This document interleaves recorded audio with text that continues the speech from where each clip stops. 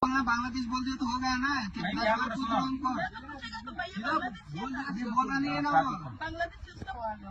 क्या भी रहने मम्मी पापा की तरह है, उधर का ही ये होता है ना, बांग्लादेशी होता है ना, इंडिया का कैसा होता है। हम क्या बोल रहे पता है, इसका मम्मी पापा इधर आके पैदा करके इधर बेंगलुरु में छोड़ के कर्नाटका में छोड़ के वो बांग्लादेश को गया। उसको मम्मा पापा नहीं, उसको पापा मर जाएगा। मम्मी इधर रहता है। ये खुद का बांग्लादेशी का है ना। आप भारत का है। मैं इंडिया रहे। तुम इंडिया वाला, इसको बांग्लादेशी को शादी कर लिया। हाँ, तुम किसको शादी कर लिया? तुम भी इंडिया वाला को शादी कर लिया, तुम्हारा वही बांग्लादेशी है। तुम्हारा वही किधर का? वही भारत का है। तुम्हारा सही है, इसका ये बॉर्डर सही है, इसका वही भारत का है, ये अकेला बांग्लादेशी का है। ಓಕೆ, ನಾನು ಅಂತ ಇದ್ದೀನಿ, ನಮ್ಮ ಭಾರತ ದೇಶ ಹೆಣ್ಮಕ್ಳಿಗೆ ನಿಮ್ಗೆ ಬಾಂಗ್ಲಾದೇಶರೇ ಗಂಡು ಸಿಗ್ತಾನ? ನಮ್ಮ ಭಾರತ ದೇಶದಲ್ಲಿ ಯಾರು ಗಂಡ್ರು ಇಲ್ವಾ ನಿಮ್ಗೆ? बांग्लादेश को क्यों शादी कर लिया? हमें भारत वाला कोई नहीं मिला, तुम्हें मुस्लिम वाला? ये बांग्लादेशी है, अभी इसको बांग्लादेश जाएगा, तुम्हें बांग्लादेश के जाना पड़ेगा। तुम्हारे मम्मी पापा का आईडी कार्ड क्या था है? ನಮಸ್ಕಾರ ವೀಕ್ಷಕರೇ, speed jet with white field Praveen ವಿಶೇಷ ಕಾರ್ಯಕ್ರಮಕ್ಕೆ ಸ್ವಾಗತ. ನಾನು ಚಂದ್ರಿಕಾ. ನೋಡಿ, ಬಾಂಗ್ಲಾ ನಿವಾಸಿಗಳ ಆರ್ಭಟ ದಿನದಿಂದ ದಿನಕ್ಕೆ ಹೆಚ್ಚಾಗ್ತಾ ಇದೆ. ಈ ಹಿಂದೆ ಹಲವು ತನಿಖೆಗಳನ್ನ ನಡೆಸಿಬಿಟ್ಟು ದೇಶದಿಂದ ಹೊರ ಹಾಕಿರುವಂತದ್ದು. ಆದ್ರೂ ಸಹ ಮತ್ತೆ ಈಗ ಬಾಂಗ್ಲಾ ನಿವಾಸಿಗಳು ನಮ್ಮ ದೇಶಕ್ಕೆ, ರಾಜ್ಯಕ್ಕೆ ಬಂದಿರುವಂತದ್ದು. ಸೊ ಇದ್ರ ಬಗ್ಗೆ ನಮ್ ಜೊತೆ ಮಾತಾಡ್ಲಿಕ್ಕೆ ಪಿಟಿವಿ ನ್ಯೂಸ್ ಕನ್ನಡ ಸಂಸ್ಥಾಪಕರಾದಂತಹ ಪ್ರವೀಣ್ ಸರ್ ನಮ್ ಜೊತೆಗಿದ್ದಾರೆ. ಸರ್, ಕಾರ್ಯಕ್ರಮಕ್ಕೆ ಸ್ವಾಗತ. ನಮಸ್ಕಾರ. ಸೊ ಅದೇ ರೀತಿಯಾಗಿ ಕರ್ನಾಟಕ ಪ್ರಜಾ ರಕ್ಷಣಾ ಸೇನೆಯ ರಾಜ್ಯ ಅಧ್ಯಕ್ಷರಾದಂತಹ ಯತೀಶ್ ಗೌಡ್ರು ನಮ್ ಜೊತೆಗಿದ್ದಾರೆ. ಸರ್, ಕಾರ್ಯಕ್ರಮಕ್ಕೆ ತಮಗೂ ಕೂಡ ಸ್ವಾಗತ. ನಮಸ್ತೆ ಸರ್, ಈಗ ಈ ಹಿಂದೆ ಹಲವು ತನಿಖೆಗಳನ್ನು ನಡೆಸಿ ಬಾಂಗ್ಲಾದೇಶದ ನಿವಾಸಿಗಳು ನಮ್ಮ ಒಂದು ರಾಜ್ಯದಲ್ಲಿ ದೇಶಕ್ಕೆ ಬಂದಿದ್ದಾರೆ ಅಂತ ಹಲವಾರು ತನಿಖೆಗಳು ನಡೆಸಿ ಅವ್ರನ್ನ ಹೊರ ಹಾಕಿದ್ರು. ಈಗ ಮತ್ತೆ ಕೂಡ ನಮ್ಮ ರಾಜ್ಯಕ್ಕೆ, ನಮ್ಮ ದೇಶದಲ್ಲಿ ಬಂದಿದ್ದಾರೆ. ಅದಕ್ಕೇನ್ ಹೇಳ್ತೀರಾ ಸರ್ ತಾವು? ಅವರ ಹಾವಳಿ ನಮ್ಮ ಒಂದು ರಾಜ್ಯದಲ್ಲಿ, ಅದರಲ್ಲೂ ಬೆಂಗಳೂರು ಅನ್ನೋ ಬೃಹತ್ ಈ ಒಂದು ನಗರದಲ್ಲಿ ಹೆಚ್ಚಾಗ್ತಾ ಇದ್ದಾರೆ. ಎಲ್ಲಿ ನೋಡಿದ್ರೆ ಅವರೇ. ಸೊ ಅದಕ್ಕೇನ್ ಹೇಳ್ತೀರಾ ತಾವು? ಇದಕ್ಕೆ ಡೈರೆಕ್ಟ್ ಹೊಣೆ ಗೌರ್ಮೆಂಟ್, ಸರ್ಕಾರ. ಏನಂತೀರಾ ಸರ್? ಹೌದು ಸರ್, ಖಂಡಿತ. ಅಮ್ಮ, ಕರ್ನಾಟಕ ಬಿಟ್ಟು ಬೇರೆ ರಾಜ್ಯಗಳಿಗೆ ಹೋಗಿದ್ದೀರಾ? ಹೋಗಿದ್ರೆ ಇಲ್ವಾ? ಪಾಂಡಿಚೇರಿ, ನಮ್ಮ ಊಟಿ ಆಗ್ಬೋದು, ಇಲ್ಲ ತಿರುಪತಿ ಆಗ್ಬೋದು. ಒಂದು ಸಣ್ಣ ಒಂದು ಬಾರ್ಡರ್ ಅಲ್ಲಿ ನಾವು ಕ್ರಾಸ್ ಹೋಗ್ಬೇಕಂದ್ರೆ ನಮ್ಮನ್ನ ಬೇರೆ ತರ ಏನೋ, ನಾವು ಭಾರತೀಯರೇ, ಅದು ನಮ್ಮ ಭಾರತನೇ, ನಾವು ಅದನ್ನ ಕ್ರಾಸ್ ಮಾಡ್ಬೇಕಂದ್ರೆ ಭಾರಿ ಕಷ್ಟ ಇದೆ. ಏನ್ ಸರ್? ಸರ್ ಹೌದು, ನಿಜವಾಗಿ ವಾಸ್ತವ ಅದು. ದೇಶ ಬಿಟ್ಟು ದೇಶಕ್ಕೆ ಹೆಂಗ್ ಬರ್ತಾರೆ ಇವರು? ಇದಕ್ಕೆ ಯಾರು ಸಪೋರ್ಟು? ಯಾರು ಸರ್? ಚೆಕ್ಕಿಂಗ್ ಆಗಲ್ವಾ? ಯಾರು? ಮಿಲಿಟರಿ ಅವ್ರ ತಪ್ಪ? ಇಲ್ಲ ಇದು ಬಾರ್ಡರ್ ಸೆಕ್ಯೂರಿಟಿ ಏನೋ BSF ಅವರ? ಇಲ್ಲ ಅಂದ್ರೆ ಸ್ಟೇಟ್ ಪೊಲೀಸಾ?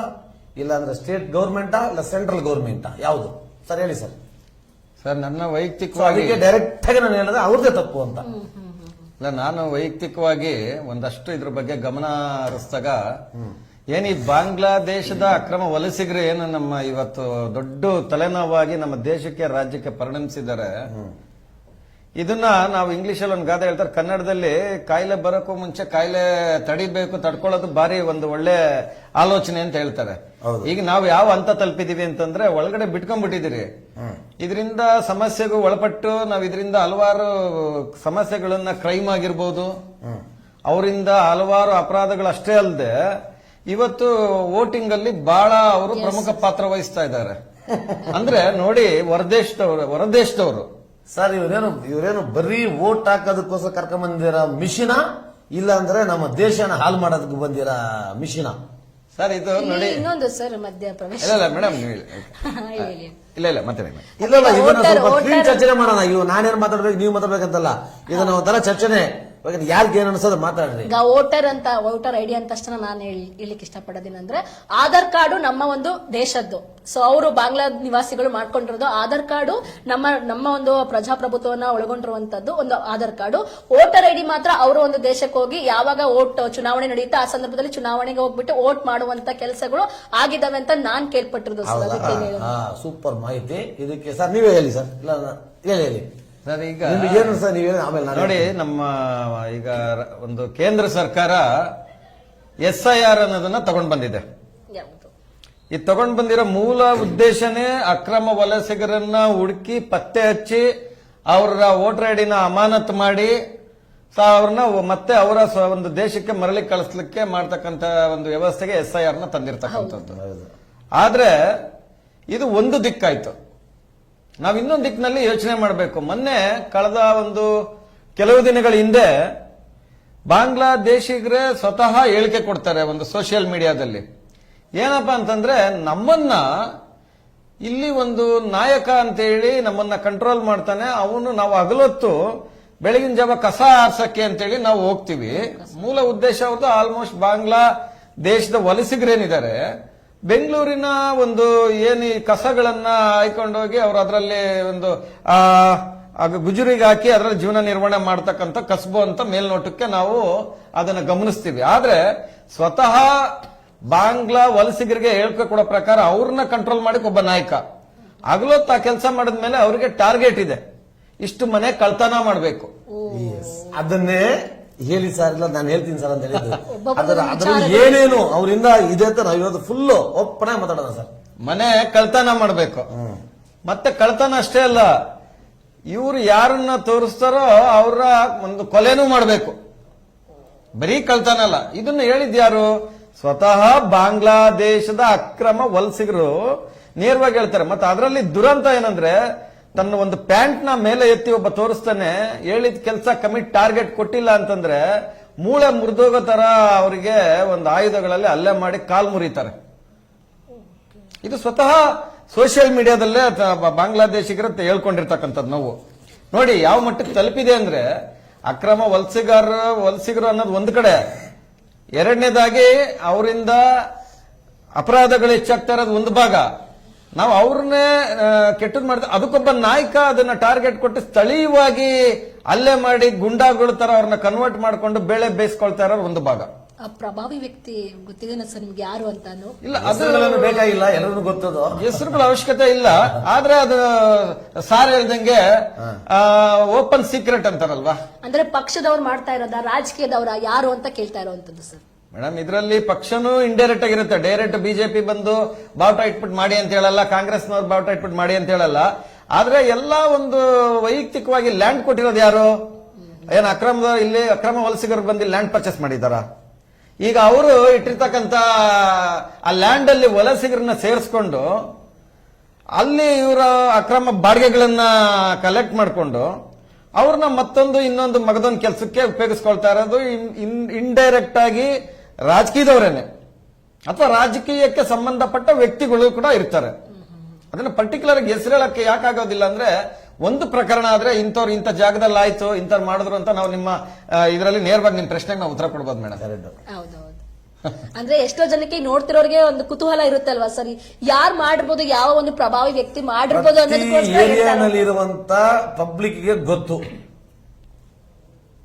ಸರ್ ಹೌದು ಸರ್, ಹೌದು. ಆ ಭೂಮಿ ಯಾರ್ದು ಭೂಮಿ? ನಮ್ಮ ರಾಜ್ಯದವ್ರದೇನೆ. ಯಾರ್ದು ಖುಷಿ ಅವ್ರಿಗೆ ಗೊತ್ತು. ಹೌದು, ನಿಮ್ದು ನಮ್ದಲ್ಲ. ಖಂಡಿತ. ಈಗ ಒಂದು ಎಕರೆದಲ್ಲಿ ಸುಮಾರು ಒಂದು 300 ಮನೆ 400 ಮನೆಗಳು ಬಾಡಿಗೆ ಬಿಟ್ಟಿರ್ತಾರೆ. ಏನ್ ಸರ್? ಹೌದು. ಆ ಜಾಗಗಳು ನೋಡಿದೀರಮ್ಮ ನೀವು? ಒಳಗಡೆ ಹೋಗಿ ನೋಡಿದ್ರೆ ಬಾಡಿ ಶೇಕ್ ಆಗ್ಬಿಡ್ತದೆ. ಆಚೆ ಬರೋದು ನಮಗೆ ಭಯ ಆಗುತ್ತೆ. ಗ್ಯಾರಂಟಿ ಇಲ್ಲ. ಹೋಗಿ ಸುಮ್ಮನೆ ಅವ್ರ ಹತ್ರ ಆ ಕೆದರ್ಸೆ ಅಂತ ಹೇಳಿ ಒಡಿಸಾ ಹೇ ಅಂತಾನೆ, ವೆಸ್ಟ್ ಬೆಂಗಾಲ್ ಅಂತಾನೆ, ಗುಜರಾತ್ ಅಂತಾನೆ. ಆದ್ರೆ ಇಲ್ಲ, ಅವರೆಲ್ಲ ಬಾಂಗ್ಲಾದೇಶವರೇ. ಫ್ರೂಟ್ ಮಾಡಕ್ ಆಗ್ತಾ ಇಲ್ಲ. ಅವರು ಹಿಂದಿ ಮಾತಾಡ್ಕೊಂಡು ಮತ್ತೆ ಇಲ್ಲಿರುವಂತ ಏನೋ ಕೆಲವು ಕಿಡಿಗೇಡಿಗಳು ಅವ್ರಿಗೆ ಫೇಕ್ ಆಧಾರ್ ಕಾರ್ಡ್ಗಳು ಎಲ್ಲ ಮಾಡ್ಕೊಡ್ತಾರೆ. ಸೊ ಹಂಗಾಗಿ ಅವರು ಭಾರತೀಯರಾಗಿ ಇಲ್ಲಿ ಬದುಕ್ತಾ ಇದ್ದಾರೆ. ಇದು ಕೇವಲ ಒಂದು ಒಬ್ರು ಇಬ್ರು ಅಲ್ಲ ಸರ್, ಸಾವಿರಾರು ಸಂಖ್ಯೆಯಲ್ಲಿ ಬಂದು ಬಾಂಗ್ಲಾದಿಂದ ಬಂದು ಅಕ್ರಮವಾಗಿ ವಲಸನೆ ಮಾಡ್ತಾ ಇರುವಂತದ್ದು ವಲಸಿಗರು ನಮ್ಮ ಒಂದು ರಾಜ್ಯದಲ್ಲಿ ಇದ್ದಾರೆ. ಆದ್ರೆ ನಮ್ಮ ಒಂದು ಸರ್ಕಾರ ಯಾವುದೇ ಕ್ರಮ ತಗೊಂಡಿದ್ದೇನಾ ಇಲ್ಲ ಅನ್ನೋದೇ ಈಗ ಪ್ರಶ್ನೆ ಆಗಿದೆ. ಹಿಂದೆ ತಗೊಂಡಿತ್ತು. ಏನಕ್ಕೆ ತಗೊಳ್ಳಲ್ಲ? ಕ್ವಶನ್ ಕೇಳಿ ನೀವು, ನಾವು ಆನ್ಸರ್ ಕೊಡ್ತೀವಿ. ಏನಕ್ಕೆ ತಗೊಳ್ಳಲ್ಲ? ಅದೇ ಸರ್, ಅದಕ್ಕೆ ಹೇಳಲಿಕ್ಕೆ ಸಾಮಾನ್ಯ ವ್ಯಕ್ತಿ ಲ್ಯಾಂಡ್ ಅಲ್ಲಿ 100 ಜನಗೆ ಗುಡ್ಸಲು ಹಾಕಿ ಬಾಡಿಗೆಗೆ ಬಿಟ್ರೆ ಅದಕ್ಕೆ 100 ರೂಲ್ಸ್ ಅಂಡ್ ರೆಗ್ಯುಲೇಷನ್ಸ್ ಇದೆ. ಯಾವುದೋ ಒಂದು ರಾಜಕಾರಣಿ ಕೆಳಗಡೆ ಬೂಟ್ ನಾಕವನು, ಸಿಂಪಲ್ ಆಗಿ ಹೇಳ್ತೀನಿ, ಅಂತವ್ರೆ ಅದನ್ನ ಮಾಡಕ್ ಸಾಧ್ಯ. ನೀವು ನಾವು ಮಾಡಕ್ ಸಾಧ್ಯ ಇಲ್ಲ. ಆ ಏರಿಯಾ ಗೂಂಡಾಗಳಾಗ್ಬೋದು, ಆ ಏರಿಯಾ ರಾಜಕಾರಣಿಗಳಾಗ್ಬೋದು, ಆ ಏರಿಯಾ ಎಲ್ಲದಕ್ಕೂ ಮೂರು ಬಿಟ್ಟಿರೋನು ಊರಿಗೆ ದೊಡ್ಡವನನ್ನವನು ಇಂಥವ್ರು ಇಂಥ ಕೆಲಸಗಳು ಮಾಡೋದು. ಈಗ ನಿಮ್ಮ ಹತ್ರ ನಮ್ಮ ಹತ್ರ 1 ಎಕರೆ 2 ಎಕರೆ ಆಸ್ತಿ ಇದ್ರೆ ನಾವೇನ್ ಮಾಡ್ತೀವಿ, ಒಂದು JD ಕೊಡೋದು, ಇಲ್ಲಾಂದ್ರೆ ಒಂದು ಲ್ಯಾಂಡ್ ಡೆವಲಪ್ಮೆಂಟ್ ಮಾಡೋದು, ಏನ್ ಸರ್ ಸೈಟ್ಗಳಾಗಿ ಮಾರಾಟ ಮಾಡೋದು, ಹೌದು, ಏನೋ ಒಂದು ದುಡ್ಡು ಮಾಡ್ತೀವಿ. ಇದು ₹1 ದುಡ್ಡು ಹಾಕ್ದಿರ ಲಕ್ಷಗಳು ಕೋಟಿಗಳು ಲೂಟಿ ಮಾಡುವಂತ ಒಂದು ದೊಡ್ಡ ದರೋಡೆ, ಇದು ದೊಡ್ಡ ಮಾಫಿಯಾ. ಇವತ್ತು ನಾವು ಬರೀ ನಮ್ಮ ಸ್ಟೇಟ್ದೇ ಮಾತಾಡ್ತೀವಿ, ಬೇರೆದು ನಾವು ಐಡಿಯಾ ಇಲ್ಲ, ಅದ್ರ ಬಗ್ಗೆ ನಾವು ಮಾತಾಡೋದು ಬೇಡ. ಇವತ್ತು ಕರ್ನಾಟಕದಲ್ಲಿ ಪ್ರತಿ ಏರಿಯಾನಲ್ಲೂ ಪ್ರತಿ ಕ್ಷೇತ್ರದಲ್ಲಿನೂ ಒಂದು 10 ಜೋಬಡಿಗಳ ತರ ಆಗಿದೆ. ಅದು ಬಾಂಗ್ಲಾದೇಶದ ಮುಂದಕ್ಕೆ ಇವ್ರನ್ನ ಏನಾದ್ರೂ ನಾವು ಕಂಟ್ರೋಲ್ ಮಾಡಿಲ್ಲ ಅಂದ್ರೆ ಇದು ನಮ್ಮ ಇಂಡಿಯಾನ ಬಾಂಗ್ಲಾದೇಶ ಚೇಂಜ್ ಮಾಡೋದಕ್ಕೆ ಒಂದು 70 ವರ್ಷ ಹಿಂದೆ, ಒಂದು 80 ವರ್ಷ ಹಿಂದೆ ನಮ್ಮನ್ನ ಬಂದು ಬೇರೆಯವರು ರೂಲ್ ಮಾಡ್ತಾ ಇದ್ರು. 100 ವರ್ಷಕ್ಕೆ ಹಿಂದೆ ಒಬ್ರು ರೂಲ್ ಮಾಡ್ತಾ ಇದ್ರು. ಈಗ ನಾವು 1947 ನಾವು ಭಾರತೀಯರು ರೂಲ್ ಮಾಡ್ತಾ ಇದ್ದೀವಿ. ಇವರು ಅದೇ ತರನೇ ಒಂಥರ, ಓಕೆನಾ, ಇವರು ಏನೋ ಒಂದು ಭಾರತೀಯರು ಇದ್ದಾರೆ ಅಷ್ಟೇ ಹೊರತು ಅವ್ರಿಗೇನು ಇವ್ರು ಕಡಿಮೆ ಅಲ್ಲ. ಈ ರಾಜರುಗಳು ಇದ್ರು ನೋಡಿ, ಮತ್ತೆ ಬ್ರಿಟಿಷರು ಇದ್ರು ನೋಡಿ, ಅವ್ರಿಗಂದ್ರೆ ಜಾಸ್ತಿ ಇವರು ಇರ್ಲಿ, ನಮ್ಮವರೇ, ಓಕೆನಾ ಸರ್, ಬಿಡೋಣ.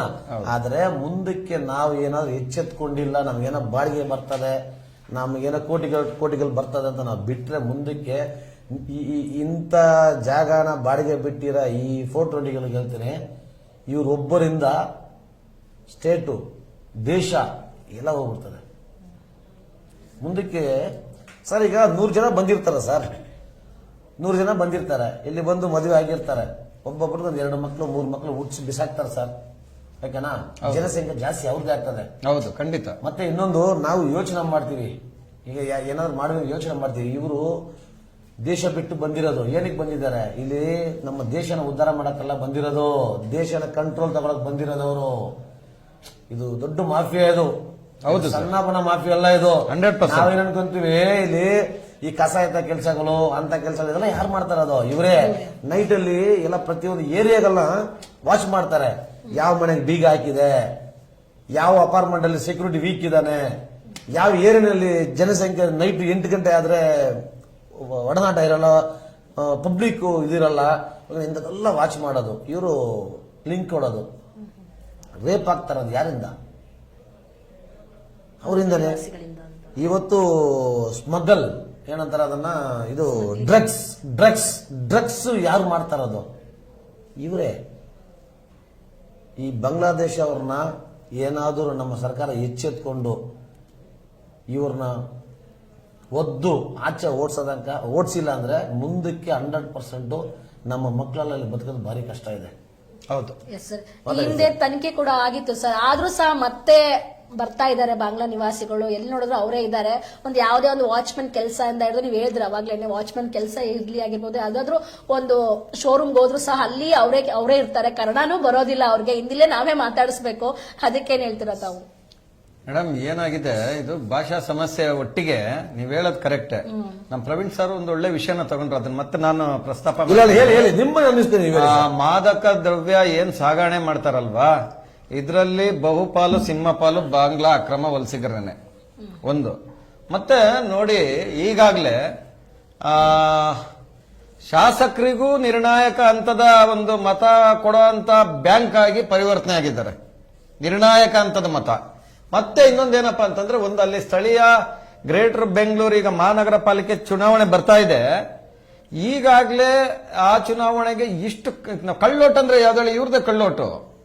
ಈಗ ಮುಂಚೆ ಇತ್ತು, ನಮ್ಮ ಟೆಕ್ನಾಲಜಿ ಮುಂದುವರಿಯಕ್ಕೆ ಮುಂಚೆ ಈ ನಿಂಬೆಹಣ್ಣಲ್ಲಿ ಬ್ಲಾಕ್ ಹಚ್ಚಿದಾಗ ಒರೆಸ್ಕೊಂಡು ಹೋಗೋಂಥದ್ದು ಮುಂಚೆ ಇತ್ತು. ಅದನ್ನ ಕಳ್ಳೋಟ ಅಂತ ನಾವು ಕರಿತಾ ಇದ್ರಿ. ಯಾವ್ದೋ ಒಂದು 10 ಓಟೋ, ಒಂದು 20 ಓಟೋ, 50 ಓಟೋ ಬೀಳ್ತಾ ಇತ್ತು. ಈಗ ಏನಾಗಿದೆ, ಒಂದು ದೊಡ್ಡ ಮಟ್ಟದಲ್ಲಿ ಒಂದು ಜೋಪಡಿ ಅಥವಾ ಒಂದು ಏನು ಅವ್ರದೊಂದು ಸಮುದಾಯದ ಒಂದು ಜಾಗ, ಅವ್ರದ್ದು ಆ ಜಾಗದಿಂದ ಕನಿಷ್ಠ ಪಕ್ಷ 2,000ದಿಂದ 3,000 ಕಳ್ಳೋಟ್ಗಳು ಇರ್ತವೆ. ಅವರೇ ಅಕ್ರಮ ಅಂದ್ಮೇಲೆ ಅವ್ರ ಓಟ್ ಕೂಡ ಅಕ್ರಮನೇ.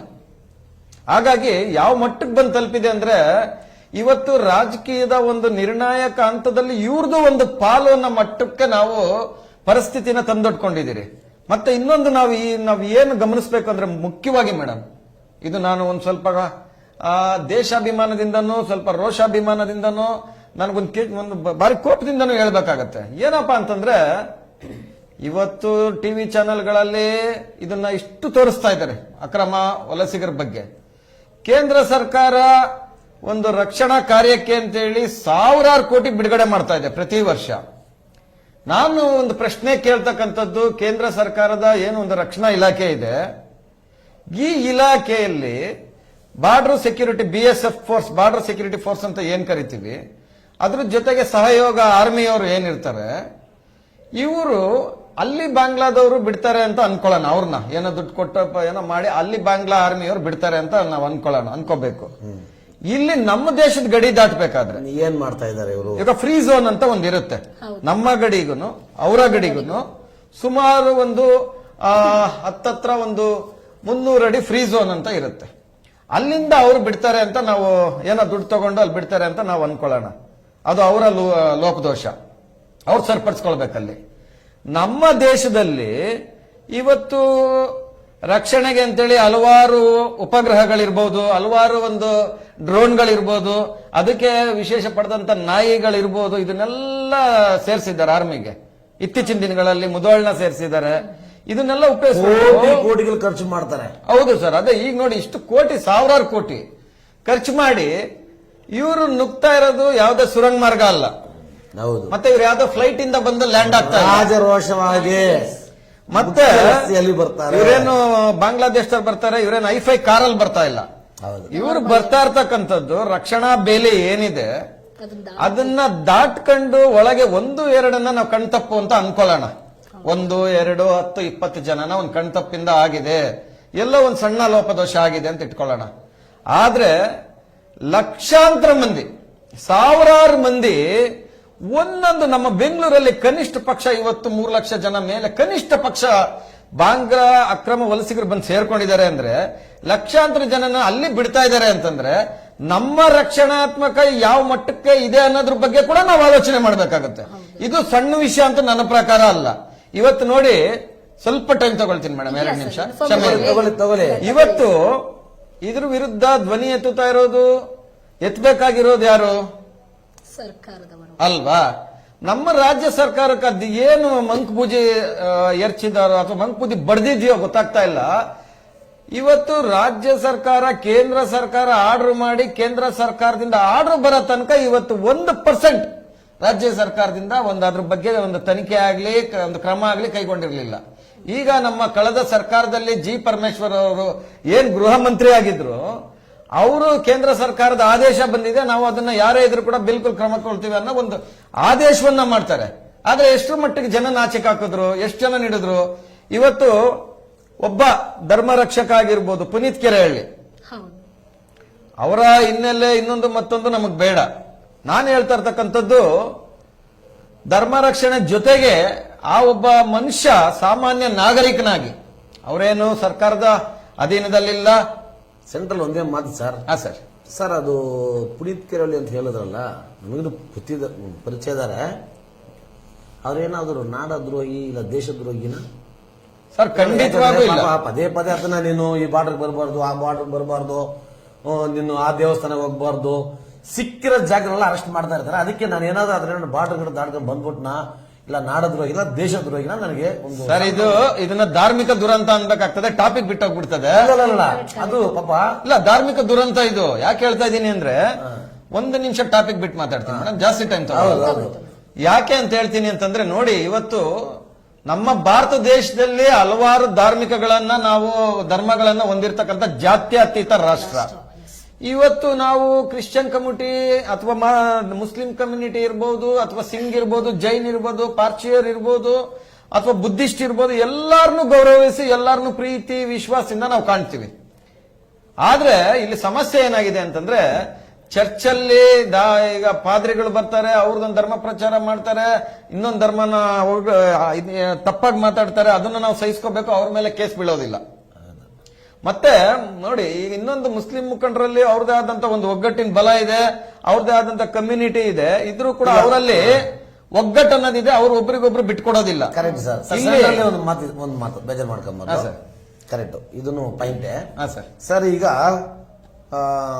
ನೀವು ಹೇಳ್ದಂಗೆ ಕ್ರಿಶ್ಚಿಯನ್ ಧರ್ಮ ಆಗ್ಬೋದು, ಮುಸ್ಲಿಮ್ಸ್ ಅವರಾಗ್ಬೋದು, ಹಿಂದೂಗಳಾಗ್ಬೋದು, ಓಕೆನಾ. ಈಗ ಒಂದು ಕ್ರಿಶ್ಚಿಯನ್ ಮುಟ್ಟಿದ್ರೆ, ಒಂದು ಕ್ರಿಶ್ಚಿಯನ್ ಹೋರಾಟಗಾರನ ಮುಟ್ಟಿದ್ರೆ ಎಲ್ಲ ಕ್ರಿಶ್ಚಿಯನ್ ಗುಂಪುಗಳಾಗ್ತಾರೆ. ಚರ್ಚಲ್ಲಿ ಕೂತ್ಕೊಂಡು ಇಂಥ ಘಟನೆ ನಮ್ಮ ಮನಗಾಯ್ತು, ಇದ್ರ ಪರವಾಗಿ ಧ್ವನಿ ಎತ್ತಬೇಕು ಅಂತ ಅವರು ಒಗ್ಗಟ್ಟು ತೋರಿಸ್ತಾರೆ.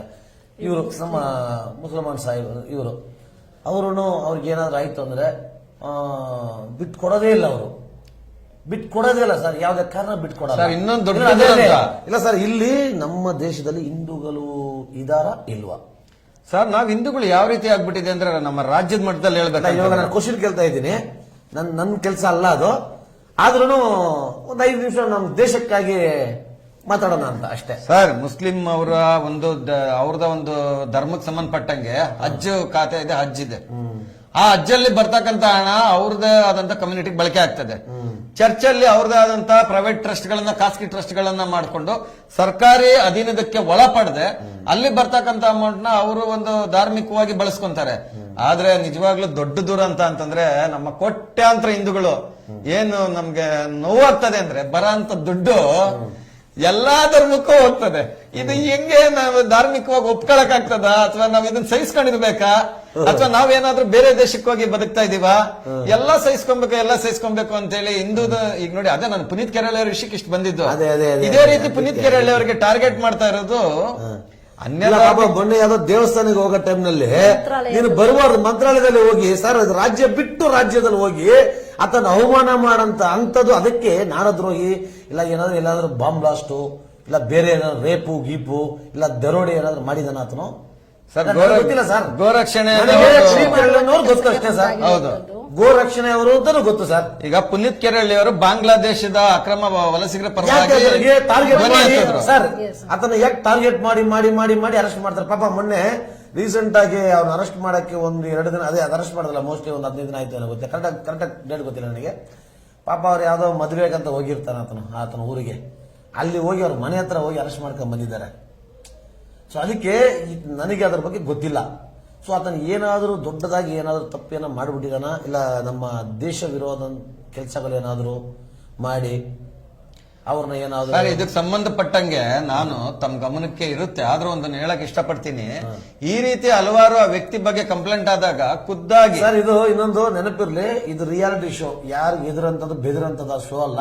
ನಿಮ್ಗೆ ಸತ್ಯಾಂಶಗಳು ನಿಮ್ಗೆ ಏನ್ ಅನ್ಸ ಅದನ್ನೇ ಮಾತಾಡಿ. ನೋಡಿ, ನೇರವಾಗಿ ನಮ್ಮ ಕೋರ್ಟ್ ಏನಿದೆ, ಹೈಕೋರ್ಟ್ ಸರ್ಕಾರಕ್ಕೆ ಚೀಮಾರಿ ಹಾಕಿದೆ ಈ ವಿಷಯಕ್ಕೆ ಸಂಬಂಧಪಟ್ಟಂಗೆ. ಪುನೀತ್ ಕೆರಳಿ ಅವ್ರನ್ನ ಏನು ಪದೇ ಮೂಲ ದಾಖಲಾತಿ ಇಲ್ದಿರ ಅಥವಾ ಒಂದು ಸಾಮಾನ್ಯ ಕಾನೂನು ಪ್ರಕ್ರಿಯೆ ಪೂರ್ಣಗೊಳಿಸ್ದಿರ ಅರ್ಜೆಂಟ್ ಅಲ್ಲಿ ಈ ರೀತಿ ಎಲ್ಲ ಮಾಡೋದನ್ನ ಸರ್ಕಾರಕ್ಕೆ, ನೇರವಾಗಿ ರಾಜ್ಯ ಸರ್ಕಾರಕ್ಕೆ ಹಲವು ಬಾರಿ ಚೀಮಾರಿ ಹಾಕಿರ್ತಕ್ಕಂಥ ಹಲವು ನಿರ್ದೇಶನ ಇದೆ. ನಾನು ಯಾಕೆ ಇದನ್ನ ಹೇಳಕ್ ಇಷ್ಟಪಡ್ತೀನಿ ಅಂದ್ರೆ, ನೋಡಿ, ಆತನು ಒಂದು ಬಾಂಗ್ಲಾ ಅಕ್ರಮ ವಲಸಿಗರ ವಿರೋಧವಾಗಿ ಒಂದು ಮಾಡದಂತ ಕಾರ್ಯಕ್ರಮದಲ್ಲಿ ಅಥವಾ ಆತನ ಮಾಡದಂತ ಒಂದು ಹೋರಾಟದಲ್ಲಿ ಆತನ ಖುದ್ದಾಗಿ ಅರೆಸ್ಟ್ ಮಾಡ್ತಾರೆ. ಬಾಂಗ್ಲಾ ವಲಸಿಗರನ್ನ ಅವ್ರು ಯಾವುದೇ ಕಾರಣಕ್ಕೂ ಕ್ರಮ ತಗೊಳ್ಳಲ್ಲ. ಇವಾಗ ಬಂದ್ರು ಪಾಯಿಂಟ್ ಸರ್, ಅದಕ್ಕೆ ಕೇಳಿದ್ದು. ಇಲ್ಲಿ ಬಾಂಗ್ಲಾದೇಶದಿಂದ ಬಂದಿರೋವರು ರಾಜರೋಷವಾಗಿ ಬದುಕಬಹುದು. ಇಲ್ಲಿ ಕರ್ನಾಟಕದಲ್ಲಿ ಕನ್ನಡಿಗನ್ ಬದುಕೋದಕ್ಕೆ ಇವ್ರಿಗೆ ಎಲ್ಲೋ ಮೆಂಟಲ್ ಟಾರ್ಚರ್ ಆಗ್ಬಿಟ್ಟೈತೆ. ಇವರಿಗೆ ಅರೆಸ್ಟ್ ಮಾಡಿದ್ಯಾರು? ರಾಜ್ಯ ಸರ್ಕಾರ. ಕರೆಕ್ಟ್. ಅರೆಸ್ಟ್ ಆಗಿದ್ಯಾರು? ಕನ್ನಡಿಗ. ಅಂದ್ರೆ ಎಂಟೈರ್ ಪೊಲೀಸ್ ತಂಡ ಬಂದು ಪುನೀತ್ ಕೆರಳಿ ಹಿಂದೆನೆ ಬಿದ್ದೈತೆ. ಪಾಪ ಎಲ್ಲೇ ಹೋಗ್ಲಿ ಸರ್ ಯಾರೇ ಇರ್ಲಿ ಸರ್, ಓಕೆನಾ, ಇಲ್ಲೇ ಹೋಗ್ಲಿ, ನಿಮ್ದಾಗ ಏನು ಹೋರಾಟ ಮಾಡೋನು ಬದುಕಬಾರ್ದಂತ ಏನಾದ್ರು ಕಾನೂನಲ್ಲಿ ಇದೆಯಾ? ಇಲ್ಲ ಏನಾದ್ರೂ ಯಾರಿಗಾದ್ರೂ ಏನಾದ್ರು ಮಾಡಿಬಿಡ್ತಾನ ಆತನು? ಯಾಕೆ ನಾನು ಪದೇ ಆತನ ಬಂದು ಸರ್ ಒಂಥರ ಟೆರರಿಸ್ಟ್ ಟ್ರೀಟ್ ಮಾಡ್ತಾ ಇದಾರೆ ಸರ್? ನಾನು ಹೇಳೋದು ಸರ್, ಒಬ್ಬ ರಾಜ್ಯ ಸರ್ಕಾರದಲ್ಲಿ ಒಬ್ಬ ಪುನೀತ್ ಕೆರಳಿ ಆತನೊಬ್ಬ ಒಂದು ಪ್ರತಿನಿಧಿಯಾಗಿ ಹೋರಾಟ ಮಾಡ್ತಾ ಇದ್ದಾರೆ. ನೀವು ಅಂತ ಪ್ರತಿನಿಧಿಗಳನ್ನ ಬಂಧಿಸೋದಾದ್ರೆ ಅಕ್ರಮ ವಲಸಿಗರನ್ನ ಯಾಕೆ ನೀವು ಬಂಧಿಸ್ತಾ ಇಲ್ಲ? ಹಿಂದೂ ರಾಷ್ಟ್ರಕ್ಕೆ ಹಿಂದೂ ಧ್ವನಿ ಎತ್ತದ ತಪ್ಪು ಅಂತ ಪರಿಸ್ಥಿತಿ ನಿರ್ಮಾಣ ಮಾಡ್ಬಿಟ್ಟಿದ್ದಾರೆ ಸರ್, ಅಲ್ವಾ? ಬಾಂಗ್ಲಾದೇಶ ಬಂದು ಇಲ್ಲಿ ಏನ್ ಬೇಕಾದ್ರೂ ಮಾಡ್ಕೊಂಡು ಹೋಗ್ಬೋದು, ಕಳ್ತನ ಮಾಡ್ಬೋದು, ಕೊಲೆ ಮಾಡ್ಬೋದು, ಮಾದಕ ದ್ರವ್ಯ ಕಳ್ಳಸಾಗಣೆ ಮಾಡ್ಬೋದು. ಸರ್, ಇತ್ತೀಚೆಗೆ ರೀಸೆಂಟ್ ಆಗಿ 1 ತಿಂಗಳ ಹಿಂದೆ, ಓಕೆನಾ, ನಮ್ಮ ವೈಟ್ ಫೀಲ್ಡ್ ಭಾಗದಲ್ಲಿ ಪ್ರಶಾಂತ್ ಲೇಔಟ್ ಅಂತ ಒಂದು ಜಾಗದಲ್ಲಿ ಒಂದು ಬಾಂಗ್ಲಾದೇಶ್ ಒಬ್ಬನು ಕಸ ಎತ್ತವನು, ಅದೇ ಏನು ಸರ್ ಅದು ಗಾರ್ಬೇಜು ಇದು ಮಾಡ್ತಾರಲ್ಲ, ಒಂದು ವಿಚಾರ ನಾನು ಕೇಳ್ಪಟ್ಟೆ, ಓಕೆನಾ, ಅದು ನಮ್ಮ ಚಾನಲ್ ಅಲ್ಲಿ ಹಾಕಿದ್ದೀವಿ. ಅದು ಯಾವುದೋ ಹುಡುಗಿನ ಹೋಗಿ ನಾವು ಟೆಲಿಕಾಸ್ಟ್ ಅಂದ್ರೆ ಆ ಥರ ಮಾಡಿಲ್ಲ, ಓಕೆನಾ. ಬಟ್ ರಿಯಾಲಿಟಿನ ಹಾಕಿದ್ವಿ, ಆ ಹುಡುಗಿ ಫೇಸಲ್ಲಿ ತೋರಿಸಿ ನಾವು ವಯಸ್ಸು ಬಗ್ಗೆ ಎಲ್ಲ ಮಾತಾಡಿಲ್ಲ, ಓಕೆನಾ. ಅದನ್ನ ಗೊತ್ತಲ್ಲಮ್ಮ, Yes, sir, ನಾವು ರೇಪ್ ಮಾಡಕ್ಕೆ ಪ್ರಯತ್ನ ಪಟ್ಟ ಅವನು. ಅದೇ ಬಾಂಗ್ಲಾದೇಶಲ್ಲಿ ಹೋಗಿ ನಮ್ಮ ಹಿಂದೂಗಳು ಒಂದು ಹುಡುಗಿ ನೋಡಕ್ಕಾಗುತ್ತಾ? ಒಂದೇ ಒಂದು ಹುಡುಗಿ ಖಂಡಿತ ಸಾಧ್ಯ ಇಲ್ಲ. ಸರ್, ಕಟ್ ಮಾಡಿ ಕೈಮಾ ಮಾಡಿ ತಿನ್ಬಿಡ್ತಾರೆ ಬೇಕಾದ್ರೆ. ಖಂಡಿತ. ಹಂಗಂದ್ರೆ ನಾವೇನು ಕೈಗೆ ಬಲೆ ಹಾಕೊಂಡಿದೀವಾ?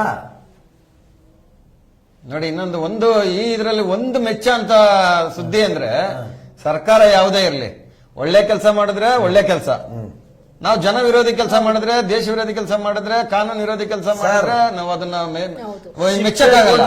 ಕಾನೂನು ಮೀರಿ ಕೆಲಸ ಮಾಡಿದ್ರೆ ಯಾವನೇ ಇರ್ಲಿ ಬಿಡಬೇಡ್ರಿ, ನಾನು ಅದನ್ನ ಹೇಳ್ತೀನಿ. ಪಶ್ಚಿಮ ಬಂಗಾಳದಲ್ಲಿ ಸರ್ ಇರಿ ಸರ್, ಯಾವ ಬಾಂಗ್ಲಾದೇಶ ಅವನಿಗೆ ಇಲ್ಲಿ ಸ್ವಾಗತ ಮಾಡಿದ್ರು ನಮ್ಮ ಗೌರ್ಮೆಂಟ್, ಬಾರ್ಡರ್ ದಾಟಿ ಕಳ್ಳರ ತರ ಬಂದು ಬದುಕ್ತಾರ ಅವರು, ಇವ್ರು ಮಾತ್ರ ರಾಜರೋಷ ಬದುಕಬಹುದು. ಸೊ ಅದು ಕಾನೂನು ವಿರೋಧ ಅಲ್ವಾ ಸರ್? ಇದು ಒಂದು ವಿಷಯ ಯಾರು ಮಾಡ್ಬೇಕಾದ ಕೆಲಸ ಸರ್? ಇದಕ್ಕೆ ನೋಡಿ ಸರ್, ಅದಕ್ಕೆ ಒಂದು ಒಳ್ಳೆ ಉದಾಹರಣೆ ತರ್ತಾ ಇದೀನಿ ಸರ್ ನಿಮ್ಗೆ. ಒಂದೇ ಮಾತು ಸರ್, ಒಂದೇ ಮಾತು, ಒಂದು 5 ನಿಮಿಷ 10 ನಿಮಿಷ ಜಾಸ್ತಿ ಮಾತಾಡೋಣ. ಈಗ ನಮ್ಮ ನಾಯಿಗಳು ಡಾಗ್ಸ್, ಸೊ ಅದಕ್ಕೆ ಒಂದು ರಕ್ಷಣೆ ಐತೆ. BBMP ಬೋರ್ಡ್ ಹಾಕಿರ್ತಾರೆ, ಇಂಥ ಜಾಗದಲ್ಲಿ ಊಟ ಹಾಕೋ ಜಾಗ ಇದು, ಇದನ್ನ ಬಂದು ನೀವು ಬೋರ್ಡ್ ತೆಗಿಬಾರ್ದು, ತೆಗೆದ್ರೆ ನಿಮಗೆ ಕಾನೂನು ಶಿಕ್ಷೆ ಆಗೇ ಆಗುತ್ತೆ, ಇಷ್ಟು ವರ್ಷ ಅಂತ ಏನೋ ಐತೆ, ಓಕೆನಾ. ಪ್ರಾಣಿಗಳಿಗೆ ಇಲ್ಲಿ ವ್ಯಾಲ್ಯೂ ಐತೆ, ಮನುಷ್ಯನಿಗೆ ವ್ಯಾಲ್ಯೂ ಇಲ್ಲ. ಏನ್ ಸರ್? ಖಂಡಿತ ಸರ್, ಇಲ್ಲ ಇದು ನಿಜ ನೀವು ಹೇಳ್ತಾರೆ. ಮನುಷ್ಯನಿಗೆ ವ್ಯಾಲ್ಯೂ ಇಲ್ಲ. ಇದಕ್ಕೆ ಒಂದು ಟೀಮು ಈಗ ಬಾಂಗ್ಲಾದೇಶ ಅವ್ರನ್ನ ಒದ್ದು ಆಚೆ ಆಗ್ಬೇಕಾದ ಕೆಲಸ ನಮ್ದ ನಿಮ್ದ? ಗೌರ್ಮೆಂಟ್ ಸರ್, ಸರ್ಕಾರ ಖುದ್ದಾಗಿ ಮಾಡ್ಬೇಕು. ಅದಕ್ಕೊಂದು ಟೀಮ್ ಹಾಕ್ರಿ ಸರ್. ಒಂದು ಎಂಬೆಸ್ಸಿಗೆ ಅವರು ಮಾಹಿತಿ ಕೊಡ್ಬೇಕು, ಸರ್ವೆ ಮಾಡ್ಬೇಕು, ಅಲ್ವಾ? ಅಕ್ರಮ ಎಷ್ಟು ಜನ ಇದಾರೆ ಗುರುತಿಸ್ಬೇಕು, ಹೌದು. ಅವ್ರನ್ನ ಎಂಬೆಸ್ಸಿ ಇದ್ರಲ್ಲಿ ಮಾತಾಡಿ ಗಮನಕ್ಕೆ ತಗೊಬಂದು ಅಲ್ಲಿ ದೇಶದ ಒಂದು ಯಾರು ಒಂದು ಕಮ್ಯುನಿಕೇಟ್ ಮಾಡೋಂತ ಪರ್ಸನ್ ಗೆ ತಿಳಿಸಿ ಇಲ್ಲಿಂದ ಅವ್ರನ್ನ ಗಡಿಪಾರ್ ಮಾಡಬೇಕು. ಇದು ನಾವು ಮಾಡೋಂತ ಕೆಲಸ ಅಲ್ಲ, ಇದು ಕಾನೂನು ಪ್ರಕ್ರಿಯೆ ಸರ್ಕಾರಗಳು ಅಂದ್ರೆ ಇವ್ರನ್ನ ವೆಲ್ಕಮ್ ಟು ಇಂಡಿಯಾ ಅಂತ ಕರೀತಾರದು ನಮ್ಮ ಗವರ್ಮೆಂಟ್ಗಳ. ನಾನು ಒಂದು ಮೆಚ್ಕೊಳಕ್ ಇಷ್ಟಪಡ್ತೀನಿ ಸರ್, ಅದನ್ನೇ ಅವಾಗ್ಲೇ ಹೇಳಕ್ ಬಂದೆ. ಹೇಳಿ ಸರ್, ಇವಾಗ ನೀವು ಕಂಟಿನ್ಯೂ ಮಾಡಿ ಸರ್. ಪಶ್ಚಿಮ ಬಂಗಾಳದಲ್ಲಿ ಅತಿ ಹೆಚ್ಚು ಅಕ್ರಮ ವಲಸಿಗರು ಅಲ್ಲಿದ್ರು. ಆದ್ರೆ ಅಲ್ಲಿ ಏನು ನಾವು ದೀದಿ ಅಂತ ಕರಿತೀವಿ, ಮಮತಾ ಬ್ಯಾನರ್ಜಿ ಅವರು ಒಂದು ಈಗ ಮಾಜಿ ಮುಖ್ಯಮಂತ್ರಿಗಳಾಗಿದ್ದಾರೆ, ಇವರೇ ಶ್ರೀರಕ್ಷೆ ಇತ್ತು ಅಂತ ಹೇಳಿ ಹಲವಾರು ಪತ್ರಿಕೆಗಳಲ್ಲಿ ಮಾಧ್ಯಮಗಳಲ್ಲಿ ಬಂತು. ಅಂದ್ರೆ ಇವರ ಓಟಿಗೆ ಹೆಚ್ಚು ಕಡಿಮೆ ನಾವು ಹೇಳಬಾರ್ದು, ನಮ್ಗೆ ಹೆಚ್ಚು ಕಡಿಮೆ ಒಂದು 20 ರಿಂದ 40 ಲಕ್ಷದವರೆಗೂ ಅವರ ಒಂದು ಅಕ್ರಮ ಒಂದು ಗುಂಪಿತ್ತು ಅನ್ನೋದೊಂದು ಮಾಹಿತಿ ಕೇಳ್ಪಟ್ರು. ಆದ್ರೆ ಕೇಂದ್ರ ಸರ್ಕಾರ ಮೊದಲನೇ ಬಾರಿಗೆ ಇಡೀ ದೇಶದಲ್ಲಿ ಅತಿ ಹೆಚ್ಚು SIR ನ ತಗೊಂಡ್ ಬಂದು ಅತಿ ಹೆಚ್ಚು ಲಕ್ಷಾಂತರ ವೋಟರ್ಸ್ ನ ಅಕ್ರಮ ವೋಟರ್ಸ್ ನ ಬಾಂಗ್ಲಾ ವಲಸಿಗರನ್ನ ಗುರುತಿಸಿ ಏಕಾಏಕ ಅತಿ ಕ್ಷಿಪ್ರ ಬೆಳವಣಿಗೆ, ನಾನು ಹೇಳ್ತಾ ಇರೋದು ಅತಿ ಕ್ಷಿಪ್ರ ಬೆಳವಣಿಗೆ ಮಾಡಿ ಕೂಡಲೇ ಅವ್ರನ್ನ ಲಕ್ಷಾಂತರ ಜನ ವೋಟರ್ನ ಅಮಾನತುಗೊಳಿಸಿ ಗಡಿಪಾರ್ ಮಾಡೋ ಕೆಲಸ ಮಾಡಿ ಅಲ್ಲಿ ನಮ್ಮ ದೇಶಿ ವಾಸಿಗಳು ಏನಿದಾರ, ನಮ್ಮ ದೇಶಿ ವಾಸಿಗಳಿಗೆ ಧೈರ್ಯ ತುಂಬಾ ಕೆಲಸ ಮಾಡಿ ಅಲ್ಲಿ ಕ್ರೈಮ್ ಹೆಚ್ಚಾಗಿದ್ದಕ್ಕೆ ಕಾರಣ ಮೂಲ ಈ ಅಕ್ರಮ ವಲಸಿಗರು. ಕೊನೆಗೆ ನೋಡಿ, ಆ ಒಂದು ಒಳ್ಳೆ ಕೆಲಸ ಮಾಡಿದ್ದಕ್ಕೆ ಇವತ್ತು ಪಶ್ಚಿಮ ಬಂಗಾಳದಲ್ಲಿ ಅಲ್ಲಿಯ ಸ್ಥಳೀಯ ಜನ ನಿಟ್ಟು ಸಿರು ಬಿಟ್ಟು ಸ್ವಯಂ ಪ್ರೇರಿತವಾಗಿ ಬಿಜೆಪಿನ ಬಹುಮತದೊಂದಿಗೆ ತಗೊಳ್ಕೊಂಡ್ ಬಂದಂತದ್ದು. ಮತ್ತೆ ಇನ್ನೊಂದು ನಿಮಗೆ ಕಂಟಿನ್ಯೂಟಿ ಕೊಟ್ಬಿಡ್ತೀನಿ. ಇವತ್ತು ನಮ್ಮ ಕ್ಷೇತ್ರ, ಈಗ ನಮ್ಮ ಚಾನಲ್ PTV ಚಾನಲ್ ಕೂಡ ನಮ್ಮ ಮಹದೇವಪುರ ಕ್ಷೇತ್ರ ಬೆಂಗಳೂರಲ್ಲಿ SIR ನ ಪಶ್ಚಿಮ ಬಂಗಾಳದಲ್ಲಿ ಬಿಟ್ರೆ ರಾಜ್ಯದಲ್ಲಿ ಮಹದೇವಪುರಕ್ಕೆ ಕ್ಷಿಪ್ರ ಬೆಳವಣಿಗೆನಲ್ಲಿ ತಗೊಂಡ್ಬಂದಿದ್ದಾರೆ. ಇದನ್ನ ನಾನು ಸ್ವಾಗತ ಮಾಡ್ತೀನಿ PTV ನ್ಯೂಸ್ ಚಾನಲ್ ಮುಖಾಂತರ. ಅದು ಕಾಂಗ್ರೆಸ್ ಸರ್ಕಾರ ಇದ್ರು ಸ್ವಾಗತ ಮಾಡ್ತಾ ಇದ್ದೆ, ಬಿಜೆಪಿ ಸರ್ಕಾರ ಇದ್ರು ಸ್ವಾಗತ ಮಾಡ್ತಾ ಇದ್ದೆ. ನಮ್ಮ KRS ಪಕ್ಷದವ್ರು ಹೇಳ್ತಾರಲ್ಲ JDS ಯಾವ್ದಾನಾಗಿರ್ಲಿ, JCP ಯಾವುದೇ JCB ಅಂದ್ರೆ ಜನತಾ ದಳ, ಕಾಂಗ್ರೆಸ್, ಬಿಜೆಪಿ. ಹಾಗಾಗಿ ತಮ್ಮ PTV ನ್ಯೂಸ್ ಚಾನೆಲ್ ಮುಖಾಂತರ ನಾನು ನಿಜವಾಗ್ಲೂ ಕೇಂದ್ರ ಸರ್ಕಾರಕ್ಕೆ ಹೃದಯಪೂರ್ವಕ ಅಭಿನಂದನೆಗಳನ್ನ ತಿಳಿಸ್ತೀನಿ, ಸ್ವಾಗತವನ್ನ ಮಾಡ್ತೀನಿ. ಈ ಕ್ರಮ ಮಹದೇವಪುರದಲ್ಲಿ ಅತಿ ಹೆಚ್ಚು ಪಶ್ಚಿಮ ಬಂಗಾಳ ಮಾದರಿನಲ್ಲಿ ಇದು ಮಿನಿ ಪಶ್ಚಿಮ ಬಂಗಾಳ ಆಗೋದ್ರಲ್ಲಿ ಯಾವುದೇ ನಿಸ್ಸಂದೇಹ ಇರಲಿಲ್ಲ. ಆದರೆ SIR ನಿಂದ ಈಗಾಗಲೇ ಊರು ವಾಲಂಟ್ರಿ ಸ್ವಇಚ್ಛೆಯಿಂದ ಊರು ಬಿಡ್ತಾ ಇದ್ದಾರೆ. ಒಂದು ಬೆಳವಣಿಗೆ. ಎರಡನೇದು ಪುನೀತ್ ಕೆರೆಹಳ್ಳಿ ಅಂತ ಹಲವಾರು ಕಾರ್ಯಕರ್ತರು ನೇರವಾಗಿ ಕೇಸ್ ಹಾಕಿಸ್ಕೊಂಡ್ರು ಕೂಡ ಧೃತಿಗೆಡದೆ ಅಕ್ರಮ ಬಾಂಗ್ಲಾ ವಲಸಿಗರನ್ನ ನೋಟಿಫೈಡ್ ಮಾಡಿ ಅವ್ರನ್ನ ಪೊಲೀಸರಿಗೆ ಇಟ್ಕೊಟ್ಟು ಅರೆಸ್ಟ್ ಆದಂತ ಸಂದರ್ಭದಲ್ಲಿ ನ್ಯಾಯಮೂರ್ತಿಗಳು ನೇರವಾಗಿ ಒಂದು ಮಾತನ್ನು ಕೇಳ್ತಾರೆ. ಎಷ್ಟು ಒಳ್ಳೆ ಮಾತನ್ನು ನಾವು ನೆನ್ಸ್ಕೊಬೇಕು ಇವತ್ತು ಈ ಒಂದು ಆ ಚರ್ಚೆನಲ್ಲಿ. ನ್ಯಾಯಮೂರ್ತಿಗಳು ಕೋರ್ಟ್ ಕಟಕಟೆನಲ್ಲಿ ಪುನೀತ್ ಕರೆಯನ್ನು ನಿಲ್ಲಿಸಿದಾಗ ಪೊಲೀಸ್ ಇಲಾಖೆ ಅಲ್ಲರಿ, ನೀವು ಮಾಡಬೇಕಾಗಿರ್ತಕ್ಕಂಥ ಕಾನೂನು ಕೆಲಸವನ್ನ ಒಬ್ಬ ಸಾಮಾನ್ಯ ವ್ಯಕ್ತಿ ಮಾಡಿ ಐಡೆಂಟಿಫೈ ಮಾಡಿ ತೋರಿಸ್ಕೊಟ್ಟಿದ್ದಾನೆ. ಅದನ್ನ ನೀವು ಗುರುತಿಸಿರ್ತಕ್ಕಂಥ ಅಕ್ರಮ ವಲಸಿಗರನ್ನ ನೀವು ಗಡಿಪಾರು ಮಾಡಿ ಕಾನೂನು ಕ್ರಮ ತೆಗೆದುಕೊಳ್ಳೋದ್ ಬಿಟ್ಟು ಆತನನ್ನ ಬಂಧನ ಮಾಡಿ ತಗೊಂಡ್ ಬಂದು ನಿಲ್ಸಿದೀರಾ ಅಂತಂದ್ರೆ ನೀವು ಏನ್ ಕಾನೂನು ಪಾಲನೆ ಅಂತಕ್ಕಂಥ ನ್ಯಾಯಮೂರ್ತಿಗಳು ಚೀಮಾರಿ ಆಗ್ತಾರೆ ಅಂದ್ರೆ ನಾಚಿಕೆ ಆಗ್ಬೇಕು. ಈ ರಾಜ್ಯ ಸರ್ಕಾರದ ಏನು ಈ ಒಂದು ಪೊಲೀಸ್ ಇಲಾಖೆ ಇದೆ, ಆ ಪೊಲೀಸ್ ಇಲಾಖೆಗೆ ನಾಚಿಕೆ ಆಗ್ಬೇಕು. ಅದು ಯಾವುದೇ ವ್ಯಾಪ್ತಿ ಆಗಿರ್ಲಿ. ಈಗ ನಮಗೆ ಹೆಚ್ಚು ಕಮ್ಮಿ ಆದಾಗ ನಮ್ಗೆ ವೈಯಕ್ತಿಕ ತೊಂದರೆ ಆದಾಗ ನಮ್ಮ ಅಣ್ಣ ತಮ್ಮ ಬರಲ್ಲ, ಅರಶಕ್ರೆ ಬರೋದು. ನಾವು ನಮ್ಮ ಪೊಲೀಸ್ ಅವರಿಗೆ ಯಾವತ್ತು ನಾವು ಜನಸ್ನೇಹಿಯಾಗಿ ಇರ್ಬೇಕು ಅನ್ನೋದು ನಾವು ಅವ್ರ ಕಡೆಯಿಂದನೂ ಬಯಸ್ತೀವಿ, ನಾವು ಗೌರವವನ್ನು ಕೊಡ್ತೀವಿ. ಆದ್ರೆ ಸರ್ಕಾರದಿಂದ ಚೀಮಾರಿ ಹಾಕಿಸ್ಕೊಂಡ್ ಬರ್ತಾರಲ್ಲ, ಕೋರ್ಟ್ ನ್ಯಾಯಾಧೀಶರ ಹತ್ರ ಹೋಗಿ ಚೀಮಾರಿ ಹಾಕ್ಸ್ಕೊಂಡ್ ಬರ್ತಾರೆ ಬಾಂಗ್ಲಾದೇಶದ ಈ ಒಂದು ಪ್ರಕರಣದಲ್ಲಿ. ಸರ್, ಅಂತ ಒಳ್ಳೆಯವರು ಅಂತ ಕಾನೂನು ಇರೋದಕ್ಕೆ ನಾವೆಲ್ಲ ಇಲ್ಲಿ ಕೂತ್ಕೊಂಡು ಮಾತಾಡ್ತಾ ಇದೀವಿ, ಇಲ್ಲದ್ರೆ ನಮ್ಮನ್ನು ಮಾತಾಡಕ್ ಬಿಡಲ್ಲ. ಖಂಡಿತ ಖಂಡಿತ ಸರ್. ಇನ್ನೀಗ ಸರ್, ಇದರಲ್ಲಿ ಇನ್ನೊಂದು ಏನಂದ್ರೆ ಒಂದು ತುಂಬಾ ಇಂಪಾರ್ಟೆಂಟ್ ಒಂದು ವರ್ಡ್ ಒಂದು ಹೇಳ್ತೀನಿ. ಇದು ರಾಜ್ಯಕ್ಕಲ್ಲ, ಎಂಟೈರ್ ನಮ್ಮ ದೇಶಕ್ಕೆ, ನಮ್ಮ ಹಿಂದೆ ಟೋಟಲ್ ಆಗಿ ಎಲ್ರು ಇದು ಎಲ್ಲ ಪ್ರತಿಯೊಂದು ಹಿಂದೂಗಳೂ ಗಮನ ಕೇಳಬೇಕಾಗಿರೋದು ಮಾಹಿತಿ ಒಂದು ಹೇಳ್ತೇನೆ ಸರ್. ಆಮೇಲೆ ನಾನು ಒಂದೇ ಒಂದು ಮಾತು ನಿಮ್ ಕಂಟಿನ್ಯೂಟಿ ಆಗಲಿ. ಮಾಡ್ಬಿಡ್ತೀನಿ. ಹಿಂದೂಗಳಂದ್ರೆ ಕನ್ಫ್ಯೂಸ್ ಆಗ್ಬೇಡಿ. ಯಾರನ್ನು ಹಿಂದೂಗಳಂದ ತಕ್ಷಣ ಬರೀ ಹಿಂದೂಗಳಲ್ಲ. ಹಿಂದೂಗಳಂತಂದ್ರೆ ಸಾರ್ ಹೇಳಿದ ಮಾತಿಗೆ ಕಂಟಿನ್ಯೂಟಿ ಕೊಡ್ತೀನಿ. ಮುಸ್ಲಿಂ, ಕ್ರಿಶ್ಚಿಯನ್ ಯಾವ್ದು ಹಿಂದೂಗಳೇ, ನಾವೆಲ್ಲ ಹಿಂದೂಗಳೇ. ಈ ಭಾವನೆ ನಾವು ಬಿಡಬೇಕು. ಹಿಂದೂಗಳಂದ ತಕ್ಷಣ ಮುಸ್ಲಿಂ ಅವ್ರು ಏನ್ ಮಾಡ್ಕೊಂತಾರೆ, ನಾವಲ್ಲ ಅನ್ಕೊಳ್ತಾರೆ. ನಾವೆಲ್ಲ ಹಿಂದೂಗಳೇ. ನಾವೆಲ್ಲ ಬಂದು ನಾವೇನ್ ಹೇಳ್ತೀವಿ, ವಿ ಆರ್ ಆಲ್ ಇಂಡಿಯನ್ಸ್ ಅಂತ. ಎಸ್ ಸರ್, 100% ಹೌದು. ನಾವು ಕಮ್ಯುನಿಟಿ ವೈಸ್ ಅಲ್ಲಿ ಯಾರು ಅದೆಲ್ಲ ನಮ್ಗೆ ಬೇಕಾಗಿಲ್ಲ. ಓಕೆನಾ, ನಾವೆಲ್ಲ ಎಲ್ಲಾ ಧರ್ಮದವರು ನಮಗೂ ಫ್ರೆಂಡ್ಸ್ ಇದ್ದಾರೆ. ಎಲ್ಲಾ ಧರ್ಮದವರು ಹಬ್ಬಗಳನ್ನ ನಾವು ಆಚರಣೆ ಮಾಡ್ತೀವಿ, ಖಂಡಿತ ಸ್ವಾಗತ ಮಾಡ್ತೀವಿ, ನಮ್ಮ ಸ್ಟೇಟಸ್ ಗಳಲ್ಲಿ ಹಾಕೊಂತೀವಿ. ಓಕೆನಾ, ಯಾರೋ ಇವಾಗ ನಾವು ಮಾತಾಡೋ ಈ ಮಾತುಗಳನ್ನ ಯಾರೋ ಒಬ್ಬೊಬ್ರು ನೋಡಪ್ಪ ಕಮ್ಯುನಿಟಿ ಬಗ್ಗೆ ಮಾತಾಡ್ತಾರೆ, ಅದು ನಮ್ಗೆ ಡೋಂಟ್ ಕೇರ್, ಅಂತವ್ರ ಬಗ್ಗೆ ನಾವು ಚಿಂತೆ ಬೇಡ. ನಮಗೆ ಅದನ್ನು ಸ್ವಾಗತ ಮಾಡೋರು ಇದ್ದಾರೆ. ಓಕೆನಾ, ಎಲ್ಲಾ ಧರ್ಮದಲ್ಲಿ ನೋಡಿ, ನಾವು ರ್ಯಾಂಡಮ್ ಆಗಿ ಬಂದು ಈ ಧರ್ಮದವ್ರು ಮಾತ್ರ ಕೆಟ್ಟವರು, ಈ ಧರ್ಮದವ್ರು ಸೂಪರ್ ಇಲ್ಲ. ಎಲ್ಲಾ ಧರ್ಮದಲ್ಲಿನೂ ಕಿಲ್ಲಾಡಿಗಳಿದ್ದಾರೆ, ಎಲ್ಲಾ ಧರ್ಮದಲ್ಲಿನೂ ತುಂಬಾ ಒಳ್ಳೆಯವರು ಇದ್ದಾರೆ. ಖಂಡಿತ ಸರ್, ಹೌದು, 100%. ಏನ್ ಸರ್? ಹೌದು. ಸೊ ಇಲ್ಲಿ ಇದು ಏನಾಗಿದೆ ಅಂದ್ರೆ, ಇದೆಲ್ಲ ಬಂದು ರಾಜಕೀಯ ತಂತ್ರಗಳು ಸರ್. ತಂತ್ರ ಅನ್ಬೇಡಿ, ತಂತ್ರಕ್ಕೆ ಅನ್ಯಾಯ ಆಗ್ಬಿಡ್ತದೆ ಪದಕ್ಕೆ. ಸರಿ, ಕುತಂತ್ರ ಅಂತ ನೀವು ಬಳಸಿ ಸರ್. ನಿಮಗೆ ನಾನೊಂದು ಮನವಿ, ಕುತಂತ್ರ ಸರ್, ಕುತಂತ್ರ ಇದು. ಓಕೆನಾ, ಯಾಕಂದ್ರೆ ನಾನು ಆ ಪಾರ್ಟಿ ಹೆಸರು ಹೇಳಲ್ಲ, ಎಲ್ರಿಗೂ ಗೊತ್ತಾಗುತ್ತೆ. ಮುಸ್ಲಿಮ್ಸ್ ಅಂದ್ರೆ ಒಬ್ರು ತಗೊಂಡ್ಬಿಟ್ರು, ಹಿಂದೂಗಳಂದ್ರೆ ಒಬ್ರು ತಗೊಂಡ್ಬಿಟ್ರು. ಇವರು ಮಧ್ಯದಲ್ಲಿ ಒಬ್ರು ಇದ್ದಾರೆ. ಇವರು ಒಂಥರ ಪ್ರಾಡಕ್ಟ್ ನ ಡೆವಲಪ್ ಮಾಡಿ ಎಲ್ಲ ಎರಡು ಪಕ್ಷಕ್ಕೆ ಸ್ಟೂಡೆಂಟ್ಸ್ ಕೊಡ್ತಾ ಇರ್ತಾರೆ. ಅರ್ಥ ಆಯ್ತಾ ಸರ್ ನಿಮಗೆ? ಅರ್ಥ ಆಯ್ತದೆ. ಅರ್ಥ ಆಯ್ತಾ? ಸೊ ಇಲ್ಲಿ ನಮ್ಮಲ್ಲಿ ನಿಮ್ಮಲ್ಲಿ ಯಾರಲ್ಲಿನೂ ಕ್ಯಾಸ್ಟಿಸಮ್ ಇಲ್ಲ. ಹೌದು ಸರ್. ಯಾಕಂದ್ರೆ ನಾನು ಹೋದ ಟೈಮ್ನಲ್ಲಿ ನಾವೆಲ್ಲ ಬಿರಿಯಾನಿ ತಿನ್ಬೇಕಂದ್ರೆ ನಮ್ಮ ಮುಸ್ಲಿಮ್ಸ್ ಫ್ರೆಂಡ್ಸ್ ಎತ್ಕೊಂಡ್ಬಂದು ಬಾಕ್ಸ್ ಅಲ್ಲಿ ಕೊಡ್ತಾ ಇದ್ರು ನಮಗೆಲ್ಲ ಬಿರಿಯಾನಿ.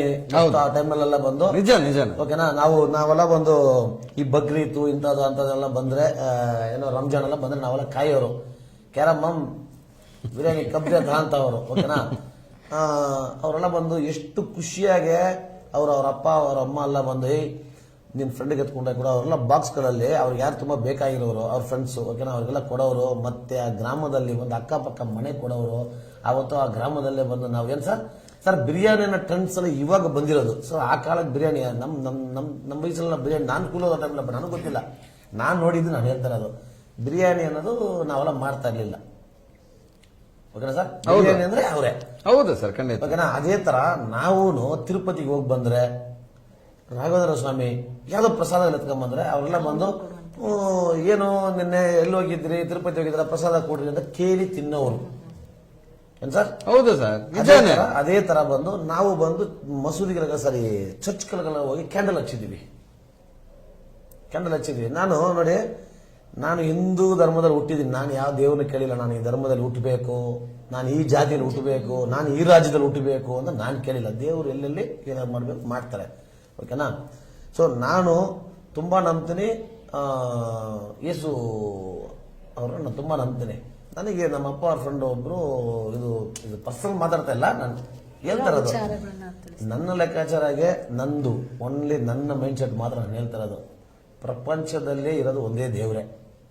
ಏನ್ ಸರ್, ಇವಾಗ ಹೆಂಗ್ ನಾವು ಕಮ್ಯುನಿಟಿನ ಡಿವೈಡ್ ಮಾಡ್ಕೊಂಡಿದ್ದು ಆ ಥರ ದೇವ್ರುಗಳನ್ನ ಡಿವೈಡ್ ಮಾಡ್ಕೊಂಡ್ಬಿಟ್ಟಿದ್ದಾರೆ. ನಮ್ಮವ್ರು ಅದನ್ನ ಹೇಳಿಲ್ವಾ, ಈ ಒಂದು 3 ಜನ ಸೇರ್ಕೊಂಡು ನಮ್ಮ ದೇಶದಲ್ಲಿ ಏನು ಈ 3 ಪಾರ್ಟಿಗಳು ಸೇರ್ಕೊಂಡು ದೇಶದಲ್ಲಿ ಓಕೆ 2 ಪಾರ್ಟಿಗಳ ಮೈನ್ ಇವಾಗ, ಒಂದು ಪಾರ್ಟಿ ನಮ್ದೇ ಬಿಡಿ, ನಮ್ಮ ಸ್ಟೇಟ್ ಇದೆ, 2 ಪಾರ್ಟಿಗಳು ಬಂದು ರೂಲ್ ಮಾಡ್ತಾ ಇದ್ದಾರೆ. ಏನು ದೇಶನ ಯಾವ ದೇವ್ರನ್ನ ಯಾವಾಗ ನಮಸ್ಕಾರ ಮಾಡಬೇಕು, ಯಾವ ಕಮ್ಯುನಿಟಿಯವನ್ನ ಯಾರು ವೋಟ್ ಹಾಕ್ಬೇಕು ಸರ್, ಆ ತರ ಒಂದು ಸೃಷ್ಟಿ ಮಾಡಿ ಒಂಥರ ಏನಂತಾರೆ ಒಂಥರ ಸಿಸ್ಟಮೆಟಿಕ್ ಕೊಟ್ಬಿಟ್ರು.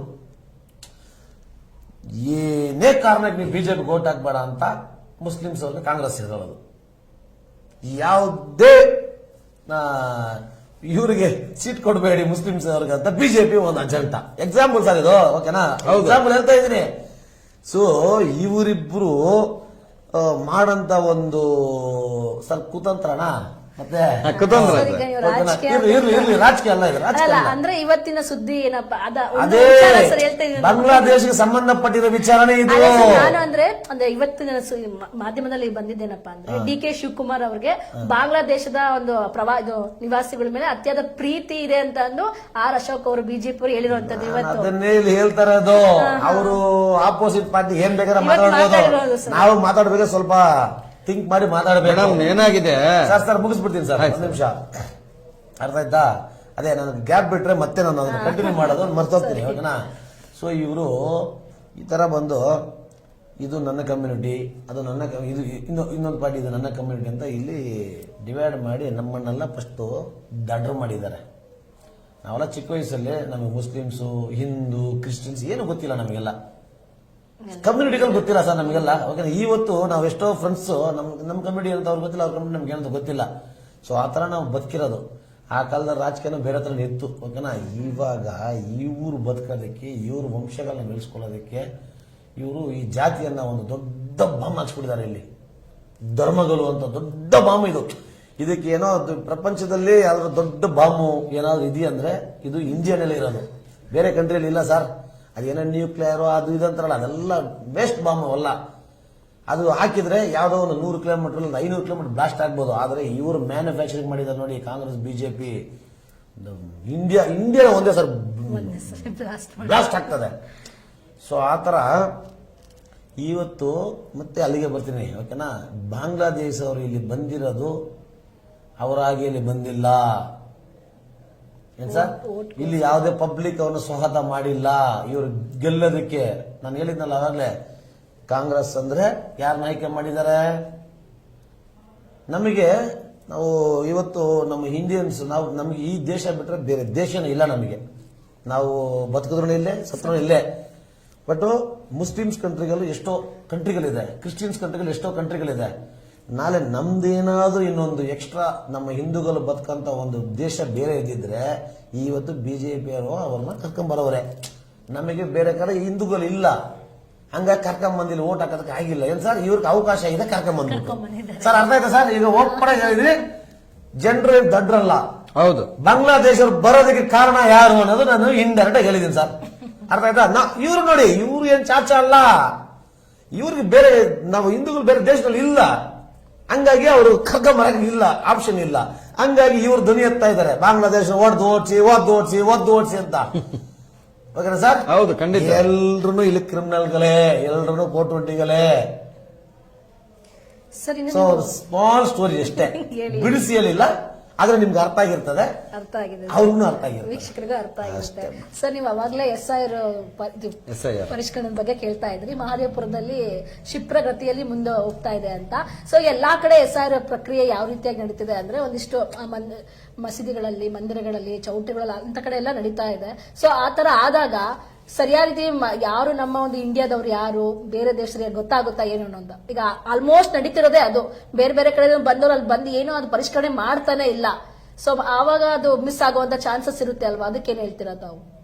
ಮೇಡಮ್, ಅದು ನೋಡಿ, ಯಾವುದೇ ಒಂದು ಸರ್ಕಾರಗಳಿಂದ ಏಕಾಏಕಿ ತಕ್ಷಣಕ್ಕೆ ಇಂಥ ಒಂದು ಪ್ರಕ್ರಿಯೆಗಳನ್ನು ತಗೊಬಂದಾಗ ಈ ರೀತಿ ಲೋಪದೋಷಗಳದು ಸರ್ವೇ ಸಾಮಾನ್ಯ. ಅದು ನಾವು 100% ಮಾಡ್ಬಿಟ್ರೆ ನಾಳೆ ದಿವಸ ಬಾಂಗ್ಲಾ ದೇಶದ ಅಕ್ರಮ ವಲಸಿಗರು ನೆಕ್ಸ್ಟ್ ಮಂತ್ ಯಾರು ಇರೋದಿಲ್ಲ. ಯಾಕೆ ವರ್ಷ ಆದ್ರೂ ನಮ್ ಕೈಲಿ ಖಾಲಿ ಮಾಡಕ್ ಆಗ್ತಾ ಇಲ್ಲ ಅಂದ್ರೆ, ಅವ್ರನ್ನ ಖಾಲಿ ಮಾಡ್ಸಕ್ ಆಗ್ತಾ ಇಲ್ಲ ಅಂದ್ರೆ, ಮಾಡ್ಸಕ್ ಆಗ್ತಾರಲ್ಲ, ಮಾಡಕ್ ಮೈಂಡ್ ಇಲ್ಲ ಅಂದ್ರೆ ಒಂದಷ್ಟು ಲೋಪದೋಷಗಳು ಇದ್ದೇ ಇರ್ತದೆ. ಆದ್ರೆ ನಾನು ನನ್ನ ಆತ್ಮೀಯ ಪ್ರವೀಣ್ ಸರ್ ಒಂದು ಮಾತು ಹೇಳಿದ್ರು, ನ್ಯೂಕ್ಲಿಯರ್ ಬಾಂಬು ಈ ತರ, ಇದು ನಿಜವಾಗ್ಲೂ 100% ಇದು ಕರೆಕ್ಟ್ ಇದೆ. ಯಾಕೆ ಹೇಳ್ತೀನಿ ಅಂತಂದ್ರೆ, ಈ ನ್ಯೂಕ್ಲಿಯರ್ ಬಾಂಬು ಇದಾದ್ಮೇಲೆ ನಾನು ಏನ್ ಹೇಳಕ್ ಇಷ್ಟಪಡ್ತೀನಿ ಅಂದ್ರೆ, ಫಸ್ಟ್ ಕೊರೋನಾ ಅಂತ ಬಂತು. ಅದರಲ್ಲಿ ಒಂದಷ್ಟು ಜನ ನಂಬರ್ ಆಫ್ ಪೀಪಲ್ಸ್ ಮಾತ್ರ ಸತ್ರು, ಕೆಲವು ಜನಗಳು ಅಲ್ಲಲ್ಲಿ ರಾಜ್ಯಗಳಲ್ಲಿ. ಎರಡನೇ ಕೊರೋನಾ ಅಂತ ಬಂತು. ಆ ಎರಡನೇ ಕೊರೋನಾದಲ್ಲಿ ಲಕ್ಷಾಂತರ ಜನ, ನಮ್ಮ ಭಾರತ ದೇಶದಲ್ಲಿ ಲಕ್ಷಾಂತರ ಜನ ಸತ್ತೋದ್ರು. ಈ ಕೊರೋನಾ ಇದ್ದಂಗೆ ಇವರು ಎರಡನೇ ವೇವ್ ಇದ್ದಂಗೆ ಇವರು ಬಾಂಗ್ಲಾ ಅಕ್ರಮ ವಲಸಿಗರು ಏನಿದ್ದಾರೆ, ನಿಮ್ಮ ಚಾನಲ್ ಮುಖಾಂತರ ನಿಜವಾಗ್ಲೂ ನಾನು ಹೇಳ್ತೀನಿ, ಕೊರೋನಾ ಸೆಕೆಂಡ್ ವೇವ್ ಇದ್ದಂಗೆ. ಯಾಕಪ್ಪ ಅಂತಂದ್ರೆ ನೋಡಿ, ಮೊದಲು ಇವರು ಅಲ್ಲಲ್ಲಿ ಒಂದಷ್ಟು ಜನ ಬಂದು ಸೇರ್ಕೊಳ್ತಾರೆ. ಹೌದು, ಈ ಮೊದಲನೇ ಕರೋನಾದಲ್ಲಿ ಸ್ವಲ್ಪ ಜನ ಸತ್ತಂಗೆ ಅಲ್ಲಲ್ಲಿ ಇಷ್ಟು ಜನ ಬಂದು ಬದುಕ್ತಾರೆ. ಇಲ್ಲಿ ಈ ಬದುಕದಂತ ಅಕ್ರಮ ವಲಸಿಗರು ಏನ್ ಮಾಡ್ತಾರೆ, ಫೋನ್ ಮುಖಾಂತರ ತಮ್ಮ ಸಂಬಂಧಿಕರಿಗೆ, ತಮ್ಮ ಊರಲ್ಲಿ ಇರ್ತಕ್ಕಂಥವರಿಗೆ ಬಾರಿ ಈಸಿ ಇದೆ ಇಂಡಿಯಾ ಒಳಗೆ ಬರೋದು, ಇಲ್ಲಿ ಬಂದ್ಬಿಡ್ಬೋದು, ಕಾಸು ಕೊಟ್ಬಿಟ್ಟು ಇಂಥ ಕಡೆ ನುಗ್ಗಿದ್ರೆ ಸಾಕು, 100 ರೂಪಾಯಿ 500 ರೂಪಾಯಿ ಕೊಟ್ರೆ ಆರ್ಮಿಯವ್ರು ಬಿಡ್ತಾರೆ. ಸಬ್ ಲೋಕ್ ಆ ಜಾವ್. ಆಮೇಲೆ ಕರ್ನಾಟಕ ಬರ್ಬೋದು, ಬೆಂಗಳೂರು ಬರ್ಬೋದು, ಹಮಾರ ಬೆಂಗಳೂರು, ಹಮಾರ ಕರ್ನಾಟಕ, ಹಮಾರ ಇಂಡಿಯಾ, ಹಮಾರ ರಾಜಸ್ಥಾನ್, ಹಮಾರ ಪಶ್ಚಿಮ ಬಂಗಾಳ, ಅಪ್ ಆವೋ ಆವೋ ದೋಸೋ ದೇದೋ ಆವೋ ಅಂತ ಹೇಳಿ ಫೋನ್ ಮಾಡ್ತಾರೆ. ಇದು ಏನು ಮೋದಿಯವ್ರು ಕರೀಲಿಲ್ಲ, ಯಾರು ಕರ್ದಿಲ್ಲ, ಸಿದ್ದರಾಮಯ್ಯವ್ರು ಕರೆದಿಲ್ಲ, ಈಗ ಡಿ.ಕೆ. ಶಿವಕುಮಾರ್ ಸಾಹೇಬ್ರು ಬನ್ರಿ ಅಂತ ಕರೆದಿಲ್ಲ. ಮತ್ತೆ ಹೆಂಗ್ ಬಂದ್ರಂದ್ರೆ, ಇಲ್ಲಿ ಇರ್ತಕ್ಕಂಥ ಲೋಪದೋಷಗಳನ್ನ ಬಳಸ್ಕೊಂಡು ನಾವು ಮೊದಲನೇ ವೇವ್ ಅಲ್ಲೇನೆ, ಅಂದ್ರೆ ಇವ್ರು ಮೊದಲನೇ ನಂಬರ್ ಆಫ್ ಪೀಪಲ್ ಬಂದಾಗ ಕಠಿಣ ಕ್ರಮ ತಗೊಂಡಿದ್ದಿದ್ರೆ ಈ ಲಕ್ಷಾಂತರ ಜನ ಬಾಂಗ್ಲಾ ಅಕ್ರಮ ವಲಸಿಗರು ಬರ್ತಕ್ಕಂಥ ಯಾವುದೇ ಒಂದು ಮಟ್ಟ ದುಸ್ಥಿತಿ ತಲುಪ್ತಾ ಇರ್ಲಿಲ್ಲ. ಹೆಂಗ್ ತಲುಪ್ತು ಅಂತಂದ್ರೆ, ನಂಬರ್ ಆಫ್ ಪೀಪಲ್ ಏನ್ ಬೆರಳೆಣಿಕೆ ಜನ ಬಂದು ಕಸ ಆಯ್ತಾ ಇರ್ಬೇಕಾದ್ರೆ ಸ್ಥಳೀಯ ಪೊಲೀಸರು ಅವ್ರನ್ನ ಐಡೆಂಟಿಫೈ ಮಾಡಿಲ್ಲ, ವೆರಿಫಿಕೇಶನ್ ಇಲ್ಲ. ನೀನ್ ಯಾವ ಊರು, ನೀನ್ ಇಲ್ಲಿ ಎಲ್ಲಿಂದ ಇದೆಯಾ ಕೇಳಲಿಲ್ಲ. ಅವನಿಗೇನಾಯ್ತು, ಪೊಲೀಸ್ ನೈ ಪೂಚ್ತಾ ಕೋನ್ ಬಿ ಮೈ ಪೂಚ್ತಾ. ಆಮೇಲೆ ನೋಡಿ ಇನ್ನೊಂದು, ನನ್ನ ಒಂಚೂರು ಸರ್ 2 ನಿಮಿಷ ಟೈಮ್ ಬೇಕು ನನಗೆ. ಇನ್ನೊಂದು, ಇಲ್ಲಿ ಒಂದಷ್ಟು ರಾಜಕೀಯ ಪುಡಾರಿಗಳು, ಕಮಿಷನ್ ಏಜೆಂಟ್ಗಳು, ಬ್ರೋಕರ್ಗಳು ಏನ್ ಮಾಡಿದ್ರು, ಏ ಭಯ್ಯಾ ಆಪ್ಕೋ ಐಡಿ ಕಾರ್ಡ್ चाहिए, 1000 ರೂಪಾಯಿ ದೇ ದೋ, ನೇ ದೇತಾ ಕಿತ್ನಾ ಯೇ ಪೂರಾ ಆದ್ಮಿ ಅಂದ್ರೆ, ಅವರು ಸರ್ ಮೇರಾ ಪೂರಾ ಆದ್ಮಿ 100 ಪೀಪಲ್ 1000 ರೂಪಾಯಿ ಇಂಟು 1 ಲಕ್ಷ. ಮೆತ್ತಗೆ ಏನ್ ಮಾಡ್ದ, ಆ ಒಂದು ಎಂಜಲ್ ಕಾಸ್, ಲಕ್ಷ ರೂಪಾಯಿ ಎಂಜಲ್ ಕಾಸಿಗೆ 100 ಜನದಿಂದ 1000 ಜನಕ್ಕೆ ಐಡಿ ಕಾರ್ಡ್ ಮಾಡ್ಕೊಟ್ಟಿದ್ಯಾರು ಸರ್ಕಾರ ಅಲ್ಲ. ಸರ್ಕಾರದಲ್ಲಿ ಆ ಅಧೀನದಲ್ಲಿರ್ತಕ್ಕಂಥ ಈ ಅಧಿಕಾರಿಗಳನ್ನ ಕೈಲಿ ಇಟ್ಕೊಂಡು ಲಂಚ ಕೊಟ್ಕೊಂಡು ಈ ಬ್ರೋಕರ್ಗಳು ಇರ್ತಾರಲ್ವಾ, ಬ್ರೋಕರ್ಗಳು ಅಕ್ರಮ ವಲಸಿಗರಿಗೆ ಐಡಿ ಕಾರ್ಡ್ಗಳನ್ನ ಮಾಡ್ಕೊಟ್ಟಂತದ್ದು. ಐಡಿ ಕಾರ್ಡ್ ಬಂದ್ಮೇಲೆ ಏನ್ ಮಾಡಿದ್ರು, ವೋಟಿಂಗ್ ಪವರ್ ತಗೊಂಡ್ರು. ಇದು ಆಧಾರ್ ಕಾರ್ಡ್ ಅನ್ನು 3000 ರೂಪಾಯಿ ಮಾಡ್ಕೊಡ್ತಾರೆ ಅಂತೆಲ್ಲ ಕೇಳ್ಬಿಟ್ಟಿದ್ದೆ. ಹೌದು ಮೇಡಮ್, ಅದನ್ನ ಹೇಳಕ್ ಬರ್ತಾ ಇದೀನಿ. 10,000 15,000 ಪ್ಯಾಕೇಜ್ ಐತಮ್ಮ ಅದು. ನೋಡಿ, ಆಧಾರ್ ಕಾರ್ಡ್, ವೋಟರ್ ಐಡಿ ಮತ್ತೆ ರೇಷನ್ ಕಾರ್ಡ್ ಕೊಡ್ತು ಸರ್. ನೋಡಿ ಇವತ್ತು ಅಕ್ರಮ, ನಾನು ಇನ್ನೊಂದು ವಿಷಯ ತಗೊಳಕ್ ಬರ್ತೀನಿ, ಯಾಕಂದ್ರೆ ಮೇನ್ ಮುಖ್ಯ ಚರ್ಚೆ ಆಗ್ಲಿ ಇವತ್ತು. ಇವತ್ತು ಏನಿದೆ ನಮ್ಮ ಪ್ರವೀಣ್ ಸರ್ ಹೇಳ್ದಂಗೆ ಏನಿದೆಯಲ್ಲ ಬಟಾಬೈಲಿ ಬರ್ಬೇಕಿದು. ಇನ್ನೊಂದು ವಿಷಯ ಏನಪ್ಪಾ ಅಂತಂದ್ರೆ, ದುಸ್ಥಿತಿ ಇವತ್ತು ನಮ್ಮ ರಾಜ್ಯದಲ್ಲಿ ಒಬ್ಬ ಸಾಮಾನ್ಯ ಚಾಲಕನು ಒಂದು ಆಟೋ ತಗೊಳ್ಬೇಕು, ಒಂದು ಕಾರ್ ತಗೊಳ್ಬೇಕಂದ್ರೆ 108 ಪೇಪರ್ಗಳು, ಸಾಲಕ್ಕೆ 108 ಪ್ರಕ್ರಿಯೆಗಳು. ಅದನ್ನ ಪಾಪ ಎಷ್ಟೋ ಜನಕ್ಕೆ ಇವತ್ತಿಗೂ ಕೂಡ ಮಂತ್ಲಿ EMI ಕಟ್ಟಕ್ ಆಗೋದಿಲ್ಲ ಆಟೋ ಚಾಲಕರು. ಇವತ್ತು ಆಟೋ ಚಾಲಕರು ಬಾಂಗ್ಲಾ ಅಕ್ರಮ ವಲಸಿಗರು, ಇದ್ರ ಜೊತೆಗೆ ಸ್ವಲ್ಪ ನೇಪಾಳ ಅವ್ರನ್ನ ಹಾಕೊಳ್ರಿ, ಯಾಕಂದ್ರೆ ಅವ್ರದ್ದು ಜಾಸ್ತಿ ಇದೆ. ಅದು ಒಂದು ತಂಡ ಇದೆ ಸರ್. ಅದ್ರ ಜೊತೆಗೆ ಇನ್ನೊಂದು ಏನ್ ಹೇಳಕ್ ಇಷ್ಟಪಡ್ತೀನಿ ಅಂದ್ರೆ ಸರ್, ಈಗ ನೀವು ಪ್ರವೀಣ್ ಸರ್ ಆಗಿರ್ಬೋದು, ನಾನೇ ಆಗಿರ್ಬೋದು, ಸಾಮಾನ್ಯ ಜನ ಯಾರೇ ಆಗಿರ್ಬೋದು, ಒಂದು ವೈಟ್ ಫೀಲ್ಡ್ ಇಂದ ಬೆಂಗಳೂರು ಸಿಟಿ ನಗರಕ್ಕೆ ಹೋಗಿ ವಾಪಸ್ ಬರ್ಬೇಕಂದ್ರೆ ಕನಿಷ್ಠ ಪಕ್ಷ 5 ರಿಂದ 6 ಕಡೆ ಟ್ರಾಫಿಕ್ ಪೊಲೀಸರು ನಮ್ಮ ಡಾಕ್ಯುಮೆಂಟ್ ನ ಪರಿಶೀಲನೆ ಮಾಡ್ತಾರೆ. ಶನಿವಾರ ಭಾನುವಾರ ಬಂತಂದ್ರೆ ಬ್ಯಾರಿಕೇಡ್ಗಳು ಹಾಕೊಂಡು ಎಣ್ಣೆ ಹೊಡೆದಿದ್ದೀರಾ, ಡ್ರಿಂಕ್ ಅಂಡ್ ಡ್ರೈವ್ ಮಾಡ್ತಾ ಇದ್ದೀರಾ ಅಂತೇಳಿ ವಿಶೇಷ ತಪಾಸಣೆ ಮಾಡ್ತಾರೆ. ಮಾಡಲೇಬೇಕು, ಖಂಡಿತ. ಅದು ಒಂದು ಕಾನೂನಿನ ಪ್ರಕ್ರಿಯೆಯಲ್ಲಿ ಒಂದು ಜನಪರವಾದಂತ ಕಾರ್ಯಕ್ರಮ, ಅದು ಒಂದು ಅವಶ್ಯಕತೆ ಇದೆ. ಆದರೆ ನೀವೊಂದು ಗಮನಿಸಬೇಕು, ಇವತ್ತು ಲಕ್ಷಾಂತರ ಅಕ್ರಮ ಬಾಂಗ್ಲಾ ವಲಸಿಗರು ಆಟೋಗಳು, ದ್ವಿಚಕ್ರ ವಾಹನಗಳು ಬಳಸ್ಕೊಂಡು ಕಸ ಎತ್ತುತ್ತಾ ಇದಾರಲ್ವಾ, ಒಂದು ಮೂಲ ದಾಖಲೆ ಇಲ್ಲ.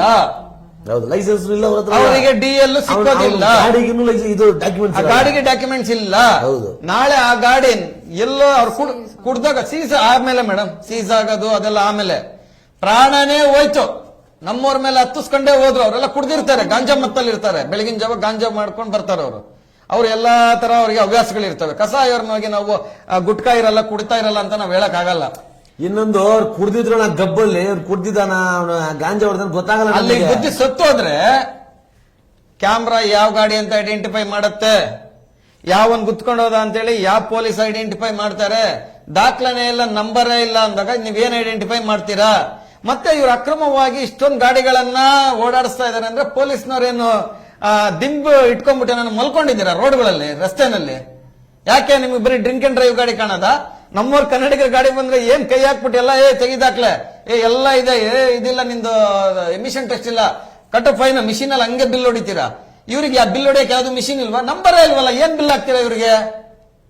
ಹಂಗಂದ್ರೆ ನೀವು ಬಿಲ್ ಇಲ್ದಿರಾ, ನಂಬರ್ ಇಲ್ದಿರಾ ಇವ್ರನ್ನ ಬಿಟ್ಟಿದ್ದೀರಾ ಅಂತಂದ್ರೆ ಇದರಲ್ಲಿ ನೀವು ಸಂಚಾರಿ ಪೊಲೀಸರು ಕೂಡ ಶಾಮೀಲಾಗಿದ್ದೀರಾ. ಟ್ರಾಫಿಕ್ ಪೊಲೀಸ್ ಅವರಿಗೆ ಗೌರ್ಮೆಂಟ್ 2-3 ಕೆಲಸ ಕೊಟ್ಟಿದೆ, ಅದೆಷ್ಟ ಸರ್? ಟ್ರಾಫಿಕ್ ಕ್ಲಿಯರ್ ಮಾಡೋ ಕೆಲಸ ಅವ್ರದ್ದಲ್ಲ. ಅವ್ರದ್ದು ಪಬ್ಗಳ ಹತ್ರ ಪಾರ್ಕಿಂಗ್ ಅರೇಂಜ್ ಮಾಡಿಕೊಡೋದು. ಏನ್ ಸರ್? ಪಬ್ಗಳಿಗೆ ಗುಲಾಮ್ ಕೆಲಸ ಮಾಡೋದು ಇವ್ರದ್ದು. ಓಕೆನಾ? ಫಸ್ಟ್ ಮತ್ತೆ ಯಾವ ಒಂದು ಕಂಪನಿ ದುಡ್ಡು ಕೊಡ್ತದೋ ಅಲ್ಲೇ ಅವರಿಗೆ ಯೂಟರ್ನ್ ವ್ಯವಸ್ಥೆ, ಡೈರೆಕ್ಟ್ ಆಗಿ ಒಂದು ಕಂಪನಿ ನುಗ್ಗೋದಕ್ಕೆ ದಾರಿ ಮಾಡಿಕೊಡೋದು. ಇದೊಂದು ದುರಂತ ಇದೆ ಸರ್. ಸರ್ ಇವತ್ತು ಓಕೆನಾ 8:30 ಸರ್, ನೈಟು 1 ಗಂಟೆಗೆ ಹೋಗಿ ಸರ್, ನೈಟ್ 1 ಗಂಟೆಗೆ ಸರ್, ಈ ಮಾರತ್ತಲ್ಲಿ ಯಾವ್ದೋ ಈ ಮಲ್ಟಿಪ್ಲೆಕ್ಸ್ ರೋಡ್ ಏನ್ ಪಬ್ಗಳಿದೆಯೋ ಸರ್, ಅಲ್ಲಿ 5 ನಿಮಿಷಕ್ಕೆ ಅದನ್ನ ಕ್ರಾಸ್ ಮಾಡಿ ನೋಡೋಣ ಒಂದು. ಮತ್ತೆ ಇದೇ ನಮ್ಮ ವೈಟ್ ಫೀಲ್ಡ್ ಮುಖ್ಯ ರಸ್ತೆಯಲ್ಲಿ ಎಷ್ಟು ಬಾರ್ಗಳಿದೆಯೋ ಇಲ್ಲೆಲ್ಲ ಬಂದು ಫುಟ್ಪಾತ್ನ ಇದು ವ್ಯಾಲೆಟ್ ಪಾರ್ಕಿಂಗ್ ಏನಂತೀವಿ ಸರ್ ಅದನ್ನ? ವಾಲೆಟ್ ಪಾರ್ಕಿಂಗ್ ಸರ್, ಅದು ಅದೇ ವಾಲೆಟ್ ಪಾರ್ಕಿಂಗ್. ಹೌದಾ? ಅದನ್ನ ಯೂಸ್ ಮಾಡ್ಕೊಂತ ಇದಾರೆ ಪಬ್ಲಿಕ್ ರೋಡ್ ನ. ಪೊಲೀಸ್ ಅವರು ಡ್ರಿಂಕ್ ಅಂಡ್ ಡ್ರೈವ್ ಹೇಳ್ದಂಗೆ ಕನ್ನಡದವ್ರು ಮಾತ್ರ ಟ್ರಬಲ್ ಮಾಡೋದು ಇವರು. ಬೇರೆ ರಾಜ್ಯದವ್ರು ಸಿಕ್ಕಿದ್ರೆ ಬಲೆ ಮಾತಾಡ್ತಾರೆ, ಎಲ್ಲ ಭಾಷೆ ಚೆನ್ನಾಗಿ ಮಾತಾಡ್ತಾರೆ. ಓಕೆನಾ? ಇವ್ರದ್ದು 3 ಕೆಲಸ ಸರ್. ಪಬ್ಬು ಅವರಿಗೆ ಗುಲಾಮ್ ಕೆಲಸ ಮಾಡೋದ ಕೆಲಸ ಪಬ್ ಅವರಿಗೆ, ಮತ್ತೆ ಯಾವನು ದುಡ್ಡು ಕೊಡ್ತಾನೆ ಕಂಪನಿ ಅವನು ಡೈರೆಕ್ಟ್ ಆಗಿ ಸರ್ ನಮ್ಮ ಕಂಪನಿ ಸ್ವಲ್ಪ ದಾರಿ ಮಾಡಿಸ್ಕೊಂಡ್ಬಿಟ್ಟು ಅಲ್ಲಿಂದ ಕಲ್ನ ಯಾರನ್ನ ಕೇಳಿ ಇವರು ಫಸ್ಟ್ ಆಫ್ ಆಲ್ ಯೂಟರ್ನ್ ಎಲ್ಲ ಅಲರ್ಟ್ ಮಾಡ್ತಾರೆ. ಅದಕ್ಕೆ ಒಂದು ಕಾನೂನು ಇದೆ, ಒಂದು ಶಿಸ್ತಿದೆ ಸರ್. ಅದು ಕಾನ್ಸ್ಟೇಬಲ್ ಹತ್ರ ಒಂದು 5,000 ಕೊಡಿ ಸರ್, ನೀವು ಜಾಸ್ತಿ ಬಿಡಿ, 5,000 ಕೊಡಿ ಸರ್, ನಿಮ್ಗೆ ಎಲ್ಲಿ ಬೇಕು ಯೂಟರ್ನ್ ಎತ್ಕೊಂಡ್ಬಿಡ್ತಾರೆ. ಸರ್ ಇದರಲ್ಲಿ ಇಷ್ಟಪಡ್ತೀನಿ, ನನಗೆ ಹೇಳ್ಬಿಡ್ತೀನಿ ಸರ್, ಈ ಎ ಸ್ಟಾರ್ ಹಾಸ್ಪಿಟಲ್ ಇಂದ ನನಗೆ ಒಂದು ಫೋನ್ ಬಂತು. ಅವತ್ತು ನಾವು ಚಾನಲ್ ಮಾಡಿಲ್ಲ, ಇಲ್ಲಾಂದ್ರೆ ಎತ್ಕೊಂಬಂದವ್ರನ್ನ ಅವ್ರು ಸಸ್ಪೆಂಡ್ ಮಾಡಿ ಮನೆಗೆ ಕಳಿಸ್ತಾ ಇದ್ದೆ ಪಕ್ಕ. ಒಂದು ಮಗು ಪ್ರಾಣ ಹೋಗಿದೆ. ಏನಕ್ಕೆ ಹೋಯ್ತು ಅಂದ್ರೆ ಇದಕ್ಕೆ ಡೈರೆಕ್ಟ್ ಮನೆ ಬಂದು ಟ್ರಾಫಿಕ್ ಪೊಲೀಸ್ ಅವರೇ, ನಮ್ಮ ಮಾದೇಪುರ ಪೊಲೀಸ್ ಸ್ಟೇಷನ್. ಓಕೆನಾ? ಹೆಂಗಂದ್ರೆ ಅಲ್ಲಿ ಯೂಟರ್ನ್ ಇಲ್ಲ, ನೋಡಿದ್ರ ನೀವು? ಗಮನಿಸಿದ್ದೀನಿ. ಓಕೆನಾ? ನಾವು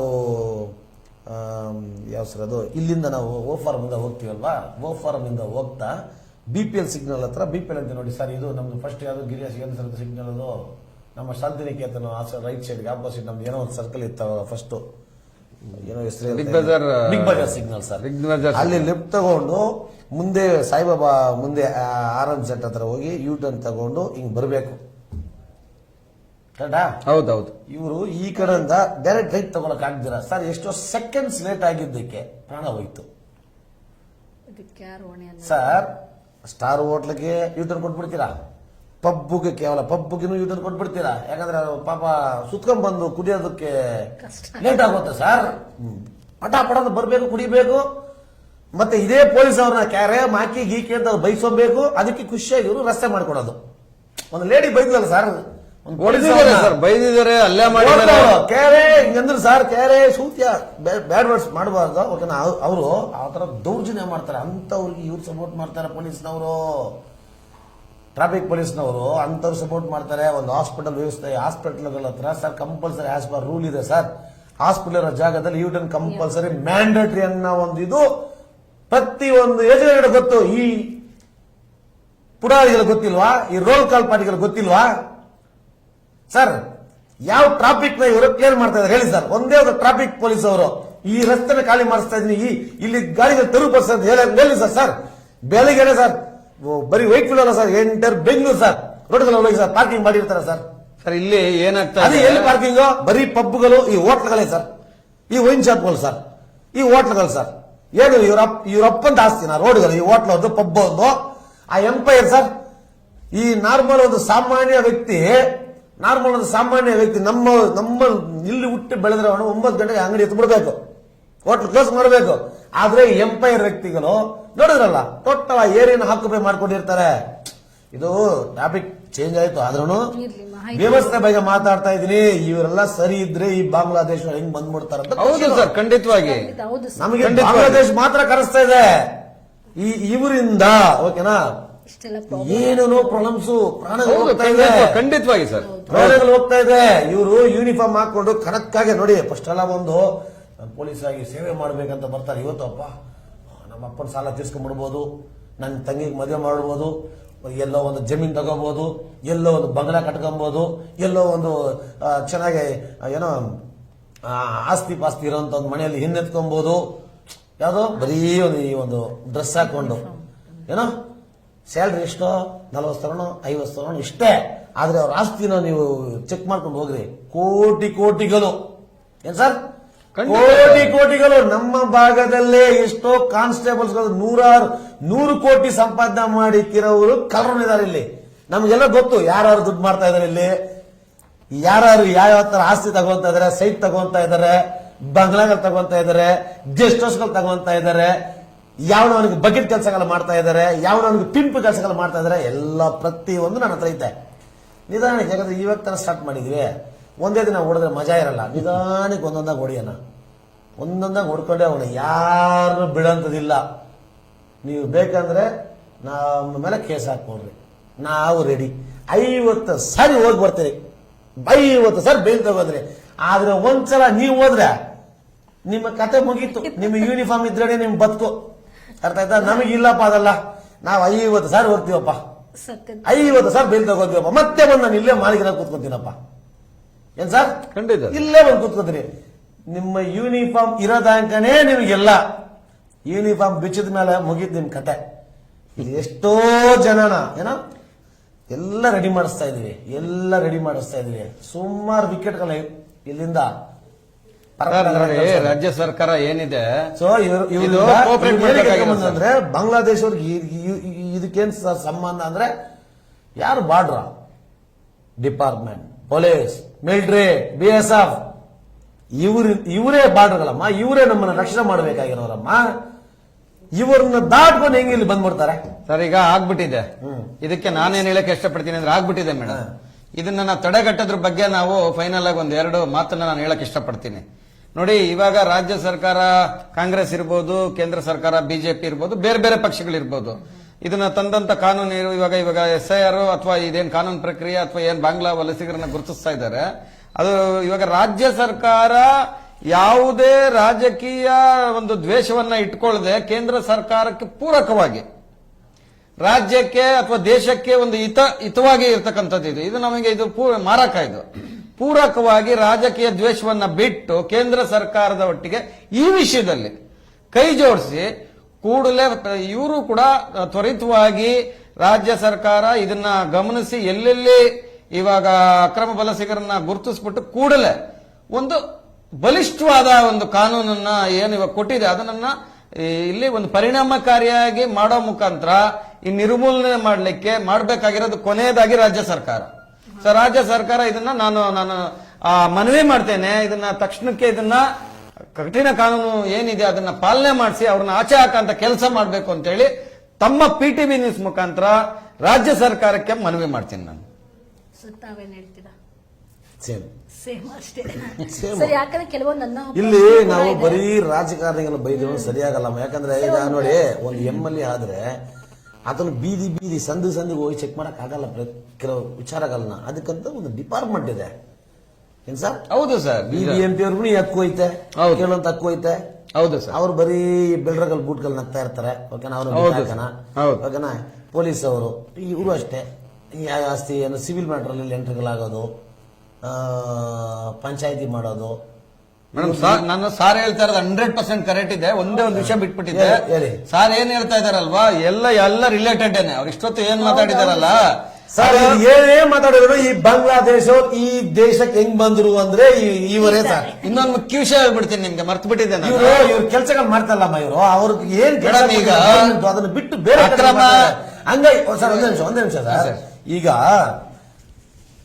ಲಾ ಅಂಡ್ ಆರ್ಡರ್ ಸ್ಟ್ರಿಕ್ಟ್ ಇದ್ರೆ ಕ್ರೈಮ್ ರೇಟ್ ಕಮ್ಮಿ ಆಗಿದೆ, ಇಲ್ಲ ಅಂತಿಲ್ಲ. ಭಯ ಇದೆ, ಪೊಲೀಸರು ಅರೆಸ್ಟ್ ಮಾಡ್ತಾರಪ್ಪ, ಏನು ಲಾಠಿ ಎತ್ಕೊಂಡು ಹೊಡಿತಾರೆ, FIR ಹಾಕ್ತಾರೆ, ಜೈಲಿಗೆ ಕಳಿಸೋದು ಭಯ. ಕ್ರೈಮ್ ರೇಟ್ ಕಡಿಮೆ ಆಗಿರ್ಬೋದೇನೋ, ಆದ್ರೆ ಒಳಗಡೆ ಮಾಫಿಯಾ ಬೇರೆ ರೆಡಿ ಆಗ್ತಾ ಇದೆ. ಇದೇ ವಿಷಯ ಮಾಡ್ಬೇಕು ನಾನು ನೋಡಿ, ಇದೇ ಹೇಳಕ್ ಇಲ್ಲ ಅಂದ್ರೆ ಗೌರ್ಮೆಂಟ್ ಅಲ್ಲಿ ಅವಕಾಶ ಇದ್ರೆ ಪ್ರವೀಣ್ ನ ಕರೆಕ್ಟ್ ಆಗಿ 1 ತಿಂಗಳು ಕಮಿಷನರ್ ಮಾಡಕ್ ಹೇಳಿ, ಅವಾಗ ನೀವು ಮಾಡ್ತೀರ ಧೂಳು ಎಬ್ಬರಿಸ್ತೀವಿ ಏನ. ಸೊ ಹಂಗಾಗಿ ನಾನ್ ಕಮಿಷನರ್ ಅಲ್ಲ, ನಾನ್ ಪೊಲೀಸ್ ಅಲ್ಲ, ನಾನು ಒಂದು ಸಾಮಾನ್ಯ ವ್ಯಕ್ತಿ ಅಷ್ಟೇ. ಏನ್ ನಡೀತೈತೆ ಅದನ್ನ ತೋರಿಸಬಹುದು ಅಷ್ಟೇ. ನಾನು ಇಲ್ಲ ನಿಮಗೆ ಎಲ್ಲ ಅಧಿಕಾರ ಕೊಡ್ತೀವಪ್ಪ, ನಿಮ್ಮ PTVಗೆ ಇಲ್ಲಾಂದ್ರೆ ಮಾಧ್ಯಮದವ್ರಿಗೆ, ನನಗೆ ಗೊತ್ತಿಲ್ಲ, ಬೇರೆಯವ್ರ ಬಗ್ಗೆ ನಾನು ಮಾತಾಡಲ್ಲ, ನಮ್ದು ಮಾತ್ರ ಮಾತಾಡ್ತೀನಿ. ಇಲ್ಲಿ ಕೂತಿರೋ ನಿಮ್ 3 ಜನಕ್ಕೆ ಅಧಿಕಾರ ಕೊಡ್ತೀವಿ, ಎಷ್ಟು ಜನ ನೀವು ಖಾಲಿ ಮಾಡಿಕೊಡ್ತೀರ, ನಮ್ 3 ಜನಕ್ಕೆ ಯಾವ್ದೋ ಒಂದು ಅವಕಾಶ ಮಾಡ್ಕೊಡಕ್ಕೆ ಮಾಡಿ ನಾಳೆನೆ ಮತ್ತೆ ನಮ್ಮ ಕೇಸಲ್ಲಿ ಆಗ್ಬಾರ್ದು ಈ ವಿಚಾರದಲ್ಲಿ. ಏನ್ ಸರ್, ಒಂದು ರೈಟ್ಸ್ ಕೊಡ್ರಿ. ಮಿನಿಮಮ್ ಒಂದು 10 ಜಾಗದಲ್ಲಿ ಒಂದು ವಾರಕ್ಕೆ ಖಾಲಿ ಮಾಡಿಸಿ ತೋರಿಸ್ತೀವಿ. ಸೊ ನಾವು ಮಾಡಬಾರ್ದು, ನೀವು ಮಾಡಬಾರ್ದು. ದೇಶ ಹೆಂಗಾದ್ರೂ ಹಾಳು ಹೋಗ್ಬಳ್ಳಿ. ನನ್ನ ಹೆಂಡತಿ ಮಗಳು ಚೆನ್ನಾಗಿದೆ, ನನ್ನ ಬಂಗ್ಲಾಗಲು, ನನ್ನ ಆಸ್ತಿ ಪಾಸ್ತಿ, ನನ್ನ ಬಿಸ್ನೆಸ್ ಚೆನ್ನಾಗಿ ನಡೀತಾ ಇದೆ ಅಂತ ಅಂದ್ರೆ ತಪ್ಪದು.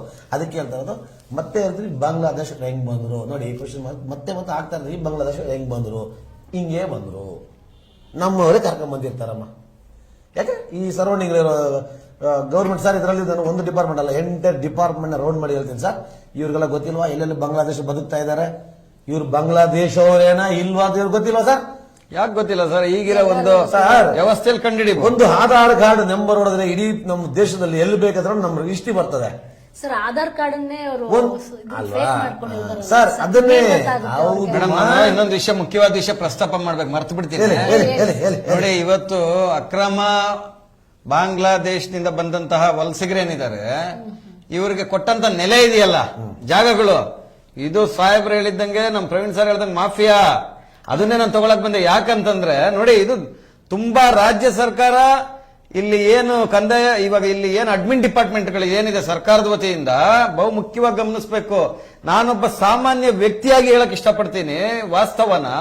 ಯಾಕಂದ್ರೆ ನಾನು ಈ ರಾಜ್ಯದ ಇಲ್ಲಿ ಒಬ್ಬ ಮೂಲ ಹುಟ್ಟು ಬೆಳೆದು ನನಗೂ ಒಂದು 41 ಇಯರ್ಸ್, ನನಗೆ ಅಲ್ಪ ಸ್ವಲ್ಪ ನಮ್ಮ ರಾಜ್ಯದ ಬಗ್ಗೆ ನಾನು ತಿಳ್ಕೊಂಡಿರೋದ್ರಿಂದ ಇಲ್ಲಿ ಗೋಮಾಳ ಜಾಗಗಳು, ಸರ್ಕಾರಿ ಜಾಗಗಳು, ಆಮೇಲೆ ಲಿಟಿಗೇಷನ್ ಜಾಗಗಳು ಅಂದ್ರೆ ಎದುರಿಸಿ ಜಾಗಗಳು, ಆಮೇಲೆ ಇನ್ನೊಬ್ಬರನ್ನ ಈ ಫ್ಯಾಮಿಲಿ ಒಳಗೆ ಡಿಸ್ಟ್ರಿಬ್ಯೂಟ್ ಆಗಿರ್ತಕ್ಕಂಥ ಜಾಗಗಳು, ಇಲ್ಲಿ ಕಾಂಪ್ಲೆಕ್ಸ್ ಕಟ್ಟಕ್ ಆಗೋದಿಲ್ಲ, ಇಲ್ಲಿ ಬಂಗ್ಲಾ ಕಟ್ಟಕ್ ಆಗೋದಿಲ್ಲ. ಯಾಕಂದ್ರೆ ನಿಮ್ಗೆ ದಾಖಲೆ ಇಲ್ದ್ರೆ ಬಾಂಗ್ಲಾದೇಶ ಕಟ್ಟಬಹುದು,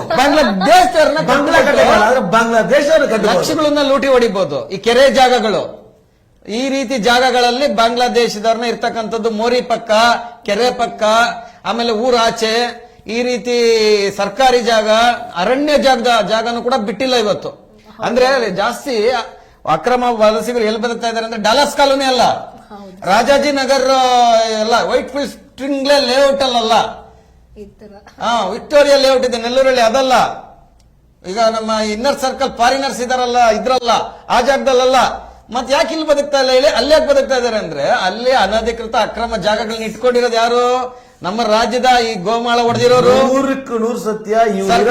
ಯಾವುದೂ ಮೂಲ ಪೇಪರ್ಗಳಿರಲ್ಲ, ಎಲ್ಲ ಪೇಪರ್ಗಳು ಸತ್ಯ. ನೋಡಿ, ಇದು ನಾನು ಅವ್ರು ಹೇಳಿದಂತ ಮಾತಿಗೆ ಪುಷ್ಟೀಕರಣ ಕೊಡ್ಬೇಕಂತ ಎಷ್ಟೊತ್ತಿದೆ. ಮಾಫಿಯಾ ಅನ್ನೋದಿದೆ ನೋಡಿ. ಕೊನೆಯದಾಗಿ ನಾನು ಏನ್ ಹೇಳ್ತೀನಿ ಅಂದ್ರೆ, ಬಾಂಗ್ಲಾ ವಲಸಿಗರು ಅಂತ ತಗೊಂಡಿದ್ದಕ್ಕೆ ಸರ್ಕಾರಿ ಗುಳುಮ್ ಮಾಡಿರೋಂಥವ್ರು, ರಾಜ್ಯ ಸರ್ಕಾರದ ಹೆಸರಲ್ಲಿ ಕಮಿಷನ್ ತಗೊಂಡು ಕೋಟಿ ಹೊಡಿತಾ ಇರ್ತಕ್ಕಂಥವ್ರು, ಟ್ರಾಫಿಕ್ ಸಂಚಾರ ಇದರಲ್ಲಿ ಕಣ್ಣು ಮುಚ್ಚಿ ಲಕ್ಷಾಂತರ ಗಾಡಿಗಳನ್ನ ನೋಡಿದ್ರು ಕೂಡ ಬಿಟ್ಟಿರ್ತಕ್ಕಂಥವ್ರು, ಇವತ್ತು ಕೇಂದ್ರ ಸರ್ಕಾರ ಏನು ಕಾನೂನು ತಗೊಬಂದಿದೆ ಅದನ್ನ ರಾಜ್ಯ ಸರ್ಕಾರ ಪರಿಣಾಮಕಾರಿಯಾಗಿ ಮಾಡದೇ ಇರತಕ್ಕಂಥದ್ದು, ಮತ್ತೆ ಅಲ್ಲಿ ಕೇಂದ್ರ ಸರ್ಕಾರದ ಬಾರ್ಡರ್ ನಲ್ಲಿ ಲೋಪದೋಷಗಳು ಇರ್ತಕ್ಕಂಥದ್ದು, ಕ್ರೈಮ್ ರೇಟ್ ಹೆಚ್ಚಾಗ್ತಾ ಇರ್ತಕ್ಕಂಥದ್ದು, ಡ್ರಗ್ಸ್ ಹೆಚ್ಚಾಗ್ತಾ ಇರ್ತಕ್ಕಂಥದ್ದು.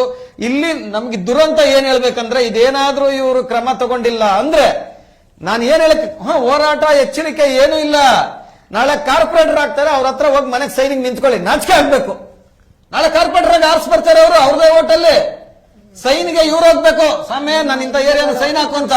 ಹೋಗಿ ನಿಂತ್ಕೊಳ್ಳಿ, ನಾಚಿಕೆ ಆಗ್ಬೇಕು. ನಿಮ್ ರಾಜಕೀಯದವರಿಗೆ ನಾಚಿಕೆ ಆಗ್ಬೇಕು. ಬರ್ತಾರೆ ಕಾರ್ಪೊರೇಟರ್ ಆಯ್ಕೆ ಆಗಿ ಬರ್ತಾರೆ. ಇಂತ ಹಲವಾರು ಉದಾಹರಣೆ ಇದೆ. ನೀವು ಬಿಟ್ಟು ಇವತ್ತು ಅವ್ರನ್ನ ಬಿಟ್ಟು ಕುತ್ಕೊಂಡಿದ್ದೀರಾ, ನಾಳೆ ನಿಮ್ಮನ್ನ ಬಿಟ್ಟು ಕುತ್ಕೊಂತಾರೆ ಅವ್ರು ಆಳ್ಕೊಂಡು. ನಾಳೆ MLA ನಿಲ್ತಾರೆ, ಯಾವನೊಬ್ಬ ಗೆಲ್ತಾನೆ, ಹೋಗ್ರಿ ಅವ್ರ ಮನೆ ಮುಂದೆ ಸೈನ್ ಹಾಕಿಸ್ಕೊಳಕ್ಕೆ. ನಾಚಿಕೆ ಆಗ್ಬೇಕಂತ ಪರಿಸ್ಥಿತಿ ತಂದು ಉಟ್ಕೊಂಡಿರತ್ತದ ನಮ್ ದುರಂತ ಇದೆ, ರಾಜಕೀಯ ದುರಂತ. ನಿಮ್ಗಳಿಗೆ ಮಾನ ಮರ್ಯಾದೆ ಏನನ್ನು ಸ್ವಲ್ಪ ಇಟ್ಕೊಂಡಿದ್ರೆ ಇವತ್ತು ಇದನ್ನ ನೇರವಾಗಿ ಎಚ್ಚರಿಕೆ ಕೊಡ್ತೀನಿ. ನಿಮ್ಮ ಆತ್ಮಸಾಕ್ಷಿ ಗೌರವ ಇದ್ರೆ, ದೇಶಾಭಿಮಾನ ಇದ್ರೆ ನಿಮ್ಮಲ್ಲಿ ಈಗಲೂ ಕಾಲ ಮಿಂಚಿಲ್ಲ. ಆ ಹೊರಾಕಂತ ಕೆಲಸನ ದಯಮಾಡಿ ಮಾಡಿ ಅಂತೇಳಿ ನಾನು PTV ನ್ಯೂಸ್ ಮುಖಾಂತರ ನಮ್ರವಾಗಿ ಮನವಿ ಮಾಡ್ತೀನಿ, ರೋಷದಿಂದನೂ ಮನವಿ ಮಾಡ್ತೀನಿ. ಮತ್ತೆ ಕಡೆಯದಾಗಿ ನಾನು ಒಂದು ಮಾತು ಹೇಳ್ತೀನಿ. ಈ ಒಂದು ವಿಷಯದ ಬಗ್ಗೆ ನಮ್ಗೆ ಅವಕಾಶ ಕೊಟ್ಟು ಇಷ್ಟು ಒಂದು ಮಾತನ್ನ ಆಡ್ಲಿಕ್ಕೆ ಅವಕಾಶ ಕೊಟ್ಟಂತ PTV ನ್ಯೂಸ್ ಕನ್ನಡಕ್ಕೆ ಧನ್ಯವಾದಗಳನ್ನು ಹೇಳ್ತೀನಿ. ಮತ್ತೆ ನನ್ನ ಆತ್ಮೀಯ ಸ್ನೇಹಿತರು PTV ನ್ಯೂಸ್ ಮುಖ್ಯಸ್ಥರಾದಂತ ಪ್ರವೀಣ್ ಸರ್ ಅವರಿಗೂ ಕೂಡ ಹೃದಯಪೂರ್ವಕ ಅಭಿನಂದನೆಗಳು ಸಲ್ಲಿಸ್ತೀನಿ. ಹಾಗೂ ನನ್ನ ಸಹೋದರಿ ಏನು ಇವತ್ತು ಇಷ್ಟು ಚೆನ್ನಾಗಿ ಚಂದ್ರಿಕಾ ಅವರು ಇಷ್ಟು ಚೆನ್ನಾಗಿ, ನಾನು ಮತ್ತೊಮ್ಮೆ ಹೇಳ್ತೀನಿ, ಭಾರಿ ಚೆನ್ನಾಗಿ ಈ ಕಾರ್ಯಕ್ರಮವನ್ನ ಅಚ್ಚುಕಟ್ಟಿಂದ ನಿರೂಪಣೆ ಮಾಡಿದ್ದಕ್ಕೆ ಅವರಿಗೆ ವಿಶೇಷ ಅಭಿನಂದನೆಗಳನ್ನ ತಿಳಿಸ್ತೀನಿ. ಧನ್ಯವಾದಗಳಮ್ಮ.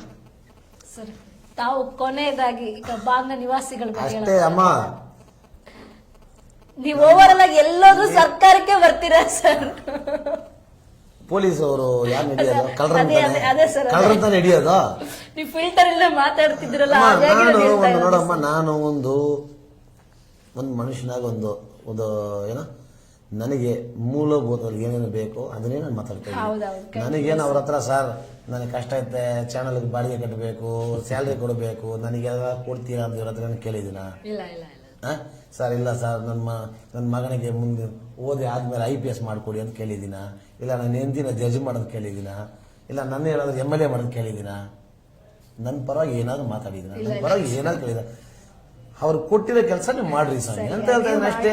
ಈಗ ಮತ್ತೆ ಹೇಳ್ತೀನಿ, ಬಾಂಗ್ಲಾದೇಶ ಹೆಂಗ್ ಬಂದ್ರು ನೀವು ಕೇಳಿದ್ರಿ ಫಸ್ಟ್ ಕ್ವಶನ್. ಅದಕ್ಕೆ ನಾನು ಹೇಳಿದೆ, ಈ ಸರ್ಕಲೇ ಬಾಂಗ್ಲಾದೇಶ ಬರಬೇಕಂದ್ರೆ ಈ ಸರ್ಕಲೇ ಎಲ್ಲ ಗೊತ್ತಮ್ಮ. ಡಿಪಾರ್ಟ್ಮೆಂಟ್ ಗೊತ್ತು, ರಾಜಕಾರಣಿಗಳಿಗೆ ಗೊತ್ತು. ಮತ್ತೇನೊಂದು, ಬಾಂಗ್ಲಾದೇಶ ಅವರಿಗೆ ಇಲ್ಲಿ ಜಾಗ ಕೊಟ್ಟುಬಿಟ್ಟು ಅವ್ರನ್ನ ಕಾವಲು ಕಾಯ್ತಾರೋದು ಯಾರು ಗೊತ್ತಾ? ನಮ್ಮ ರಾಜಕಾರಣಿಗಳ ಹತ್ರ ಗುಲಾಮ ಕೆಲಸ ಮಾಡುವ 420ಗಳೇ. ಅರ್ಥ ಆಯ್ತಾ? ಅವ್ರಿಗೆ ಚೆನ್ನಾಗಿ ಗೊತ್ತು ಇವ್ರು ಬಾಂಗ್ಲಾದೇಶ ಅವರೇ ಅಂತ. ಅವ್ರು ಹೇಳ್ತಾರೆ, ಆಯಾ ತೋ ಸಬ್ ಲೋಗ್ खाता है, अच्छा काम करता है ये वाला इधर मेरे का नहीं चाहिए, ये वाला पूछता है आपका किधर वाला, तुम बोलो वेस्ट बंगाल बोलो, असम बोलो, ऐसे बोलो वैसे बोलो. ಮೇಡಮ್ ನೋಡಿ, ಮೊನ್ನೆ ಗಮನಕ್ಕೆ ಬಂತು ಸೋಷಿಯಲ್ ಮೀಡಿಯಾದಲ್ಲಿ ಒಂದು ಕಾರ್ಯಾಚರಣೆಗೆ ಅಂತೇಳಿ ಒಂದಷ್ಟು ತಂಡಗಳು ಖಾಸಗಿಯಾಗಿ ಹೋದಾಗ ಬಾವುಟಗಳ ಬಾಂಗ್ಲಾದೇಶದ ಬಾವುಟಗಳು ಮನೆ ಕಟ್ಕೊಂಡಿದ್ದಾರೆ. ಇಂಡಿಯಾ ಬಾವುಟ ಕಟ್ಟಿ ಅಂತಂದ್ರೆ ಮೇಕ್ಯೂ ಹಾಕ್ಬೇಕು. ನನ್ಗೆ ಹಿಂದಿ ಬರೋದಿಲ್ಲ ಮೇಡಮ್, ಕ್ಷಮೆ ಇರ್ಲಿ. ನಾನು ಯಾಕೆ ಹಾಕ್ಬೇಕು ಅಂತ ಹಿಂದಿ? ಮತ್ತೆ ಏನಕ್ಕೆ ಇಲ್ಲಿ ಬರ್ತೀರಾ? ಈಗ ರಾಜ್ಯ ಸರ್ಕಾರಕ್ಕೆ ನಾನೊಂದು ಮನವಿ ಮಾಡ್ಬಿಡ್ತೀನಿ ಸರ್.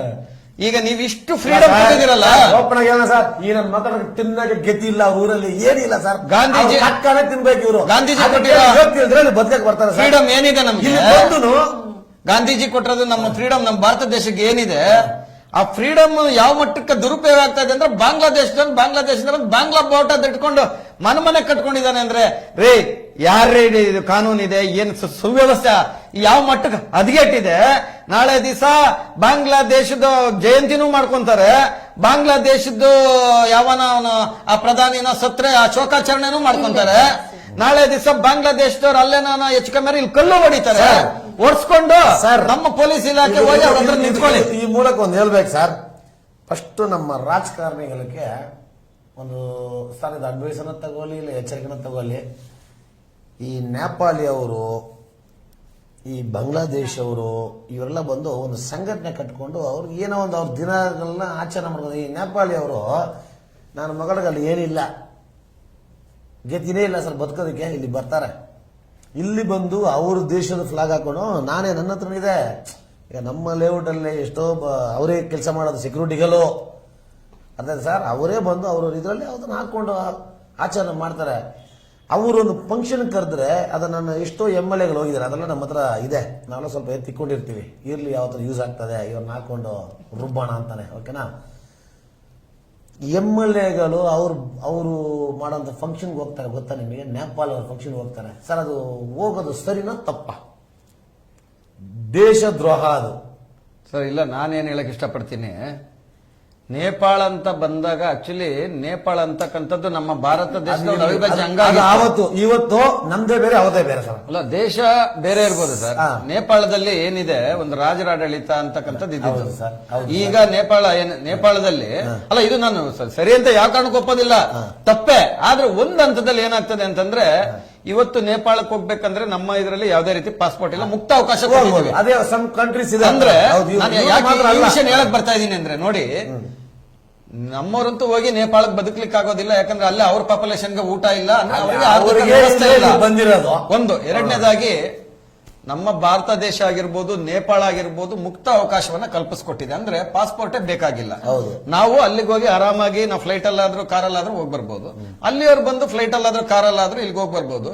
ಅಲ್ಲಿ ನಮ್ಮ ಮಾರ್ಕೆಟ್ ವ್ಯಾಲ್ಯೂ ರೂಪಾಯಿ ಧಾರಣೆ ಏನಿದೆ ಅದು ಮಾತ್ರ ಹೆಚ್ಚು ಕಮ್ಮಿ ಆಗ್ತದೆ ಅನ್ನೋದು ಹೊರತಾಗಿ ಗಡಿ ರೇಖೆ ಗಡಿ ಭಾಗ ಅಂತದ್ದು ನಾವೇನು ಮಾಡ್ಕೊಂಡಿಲ್ಲ ಅಲ್ವಾ. ಹಿಂದೂ ರಾಷ್ಟ್ರ ಅಂತ ಕೂಡ ಅದನ್ನ ಇದ್ ಮಾಡ್ತೀವಿ. ಯಾಕಂದ್ರೆ ನಮ್ಮದೇ ಆದಂತ ಒಂದು ಧರ್ಮದ ಒಂದು ಪಂಥವನ್ನ ಆಚರಣೆ ಮಾಡ್ತಾರೆ ಅವರು. ಹಾಗಾಗಿ ತುಂಬಾ ಹಿಂದೂ ಪದ ಯಾಕೆ ಅಂತಂದ್ರೆ ನೋಡಿ, ರಕ್ಷಣಾತ್ಮಕವಾಗಿ ನಾವು ಅದನ್ನ ಫ್ರೀ ಬಿಟ್ಕೊಂಡಿದೀವಿ. ನೇಪಾಳ ಅಂದ್ರೆ ಗಡಿ ಮಾಡಿದೀವಿ, ಇಲ್ಲ ಅಂತಲ್ಲ. ಆದ್ರೆ ಗಡಿಗೆ ನಾವ್ ಯಾವ್ದೇ ರೀತಿ ನಿರ್ಬಂಧಗಳನ್ನ ವಿಧಿಸ್ಕೊಂಡಿಲ್ಲ. ಇಂಡಿಯಾ ಪಾಕಿಸ್ತಾನ ತರ ಗೇಟು ಗೀಟು ಏನಿಲ್ಲ. ಹಂಗಾಗಿ ಇಲ್ಲ. ಕಾನೂನು ಪ್ರಕಾರ ಅಂದ್ರೆ ಸರ್ ತಪ್ಪ, ಇದು ರಾಜಕೀಯದ ಪ್ರಕಾರ ಇಲ್ಲಿಯವರು ನೇಪಾಳ ಅವ್ರನ್ನ ಒಲಿಸ್ಕೊಳ್ಳಿಕ್ಕೆ ರಾಜಕೀಯ ತೆವಲು ತೀಟೆ ತೀರಿಸ್ಕೊಳಕ್ ಹೋಗ್ತಾರಲ್ವಾ, ಅವ್ರ ಬಗ್ಗೆ ತೀಟೆ ತೀರಿಸ್ಕೊಳ್ಳೋದನ್ನ ನಾವು ವಿರೋಧಿಸ್ತೀವಿ. ಅಷ್ಟೇ ಸರ್, ಖಂಡಿತ ವಿರೋಧಿಸ್ತೀವಿ. ಅದನ್ನ ನನಗೆ ಗೊತ್ತಿದೆ, ಯಾರು ಹೋಗಿದ್ದಾರೆ, ಯಾವ ಶಾಸಕರು ಹೋಗಿದ್ದಾರೆ, ಕಾರ್ಯಕ್ರಮ ಎಲ್ಲಿ ನಡೀತು ನನಗೆಲ್ಲ ಗೊತ್ತಿದೆ. ಆದ್ರೆ ವೈಯಕ್ತಿಕ ಮೆನ್ಷನ್ ಮಾಡೋದು ಅವರ ಹೆಸರು ಬೇಡ ಅಂತ ಹೇಳಿ ನಾನು ಹೇಳ್ತಾ ಇಲ್ಲ ಅಷ್ಟೇ. ಗೊತ್ತಿದೆ ನನಗೆ. ಕರೆಕ್ಟ್ ಇದಾರೆ ನಮ್ಮ ರಾಜ್ಯದಲ್ಲಿ ಈ ತರ ಬಂದು ಅವ್ರವ್ರ ಕಮ್ಯುನಿಟಿ, ಈಗ MLA ಅವ್ರ ಕಮ್ಯುನಿಟಿ ಬೇಕಾಗಿರೋರಿಗೆ, ಅವ್ರ ರಾಜ್ಯದ ಬೇಕಾಗಿರೋ ತುಂಬಾ ಸಪೋರ್ಟ್ ಮಾಡೋರು ಇದಾರೆ. ಒಂದಿನ ಅಂತ ಕಿಲ್ಲಾಡಿಗಳನ್ನೇ ಹಾಕೊಳ್ಳೋಂಥ ಸಮಯ ಇದೇ ವೇದಿಕೆಯಲ್ಲಿ ಬಂದೇ ಬರ್ತದೆ, ಮಾತಾಡೋಣ. ಸರ್, ಕೊನೆಯದಾಗಿ ಎಲ್ಲಾನು ಹೇಳಿರೋಂಥದ್ದು ಎಲ್ಲ ವಿಚಾರಗಳನ್ನ ಮುಕ್ತವಾಗಿ ವೀಕ್ಷಕರಿಗೆ ತಿಳಿಸ್ಕೊಟ್ಟಿದ್ದೀರಾ. So thank you so much sir. ನಿಮ್ಮ ಒಂದು ಬ್ಯುಸಿ ಶೆಡ್ಯೂಲ್ ಬಂದಿದ್ದೀರಾ. ಸೊ ತಮಗೂ ಕೂಡ ಈ ಒಂದು ಕಾರ್ಯಕ್ರಮಕ್ಕೆ ಒಂದು ಮುಕ್ತಾಯಗೊಳಿಸ್ತಾ ಇದ್ದೀನಿ.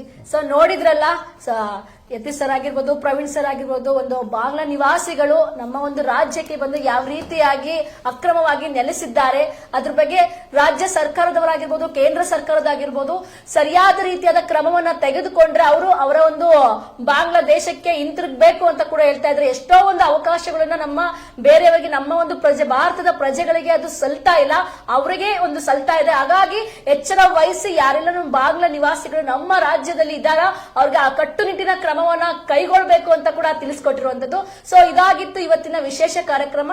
ಮುಂದಿನ ದಿನಗಳಲ್ಲಿ ಮತ್ತೊಂದು ವಿಶೇಷ ಕಾರ್ಯಕ್ರಮಗಳನ್ನ ಒತ್ತು ತರ್ತೀನಿ. ಅಲ್ಲಿವರೆಗೂ ನೋಡ್ತಾ ಇರಿ PTV ನ್ಯೂಸ್ ಕನ್ನಡ.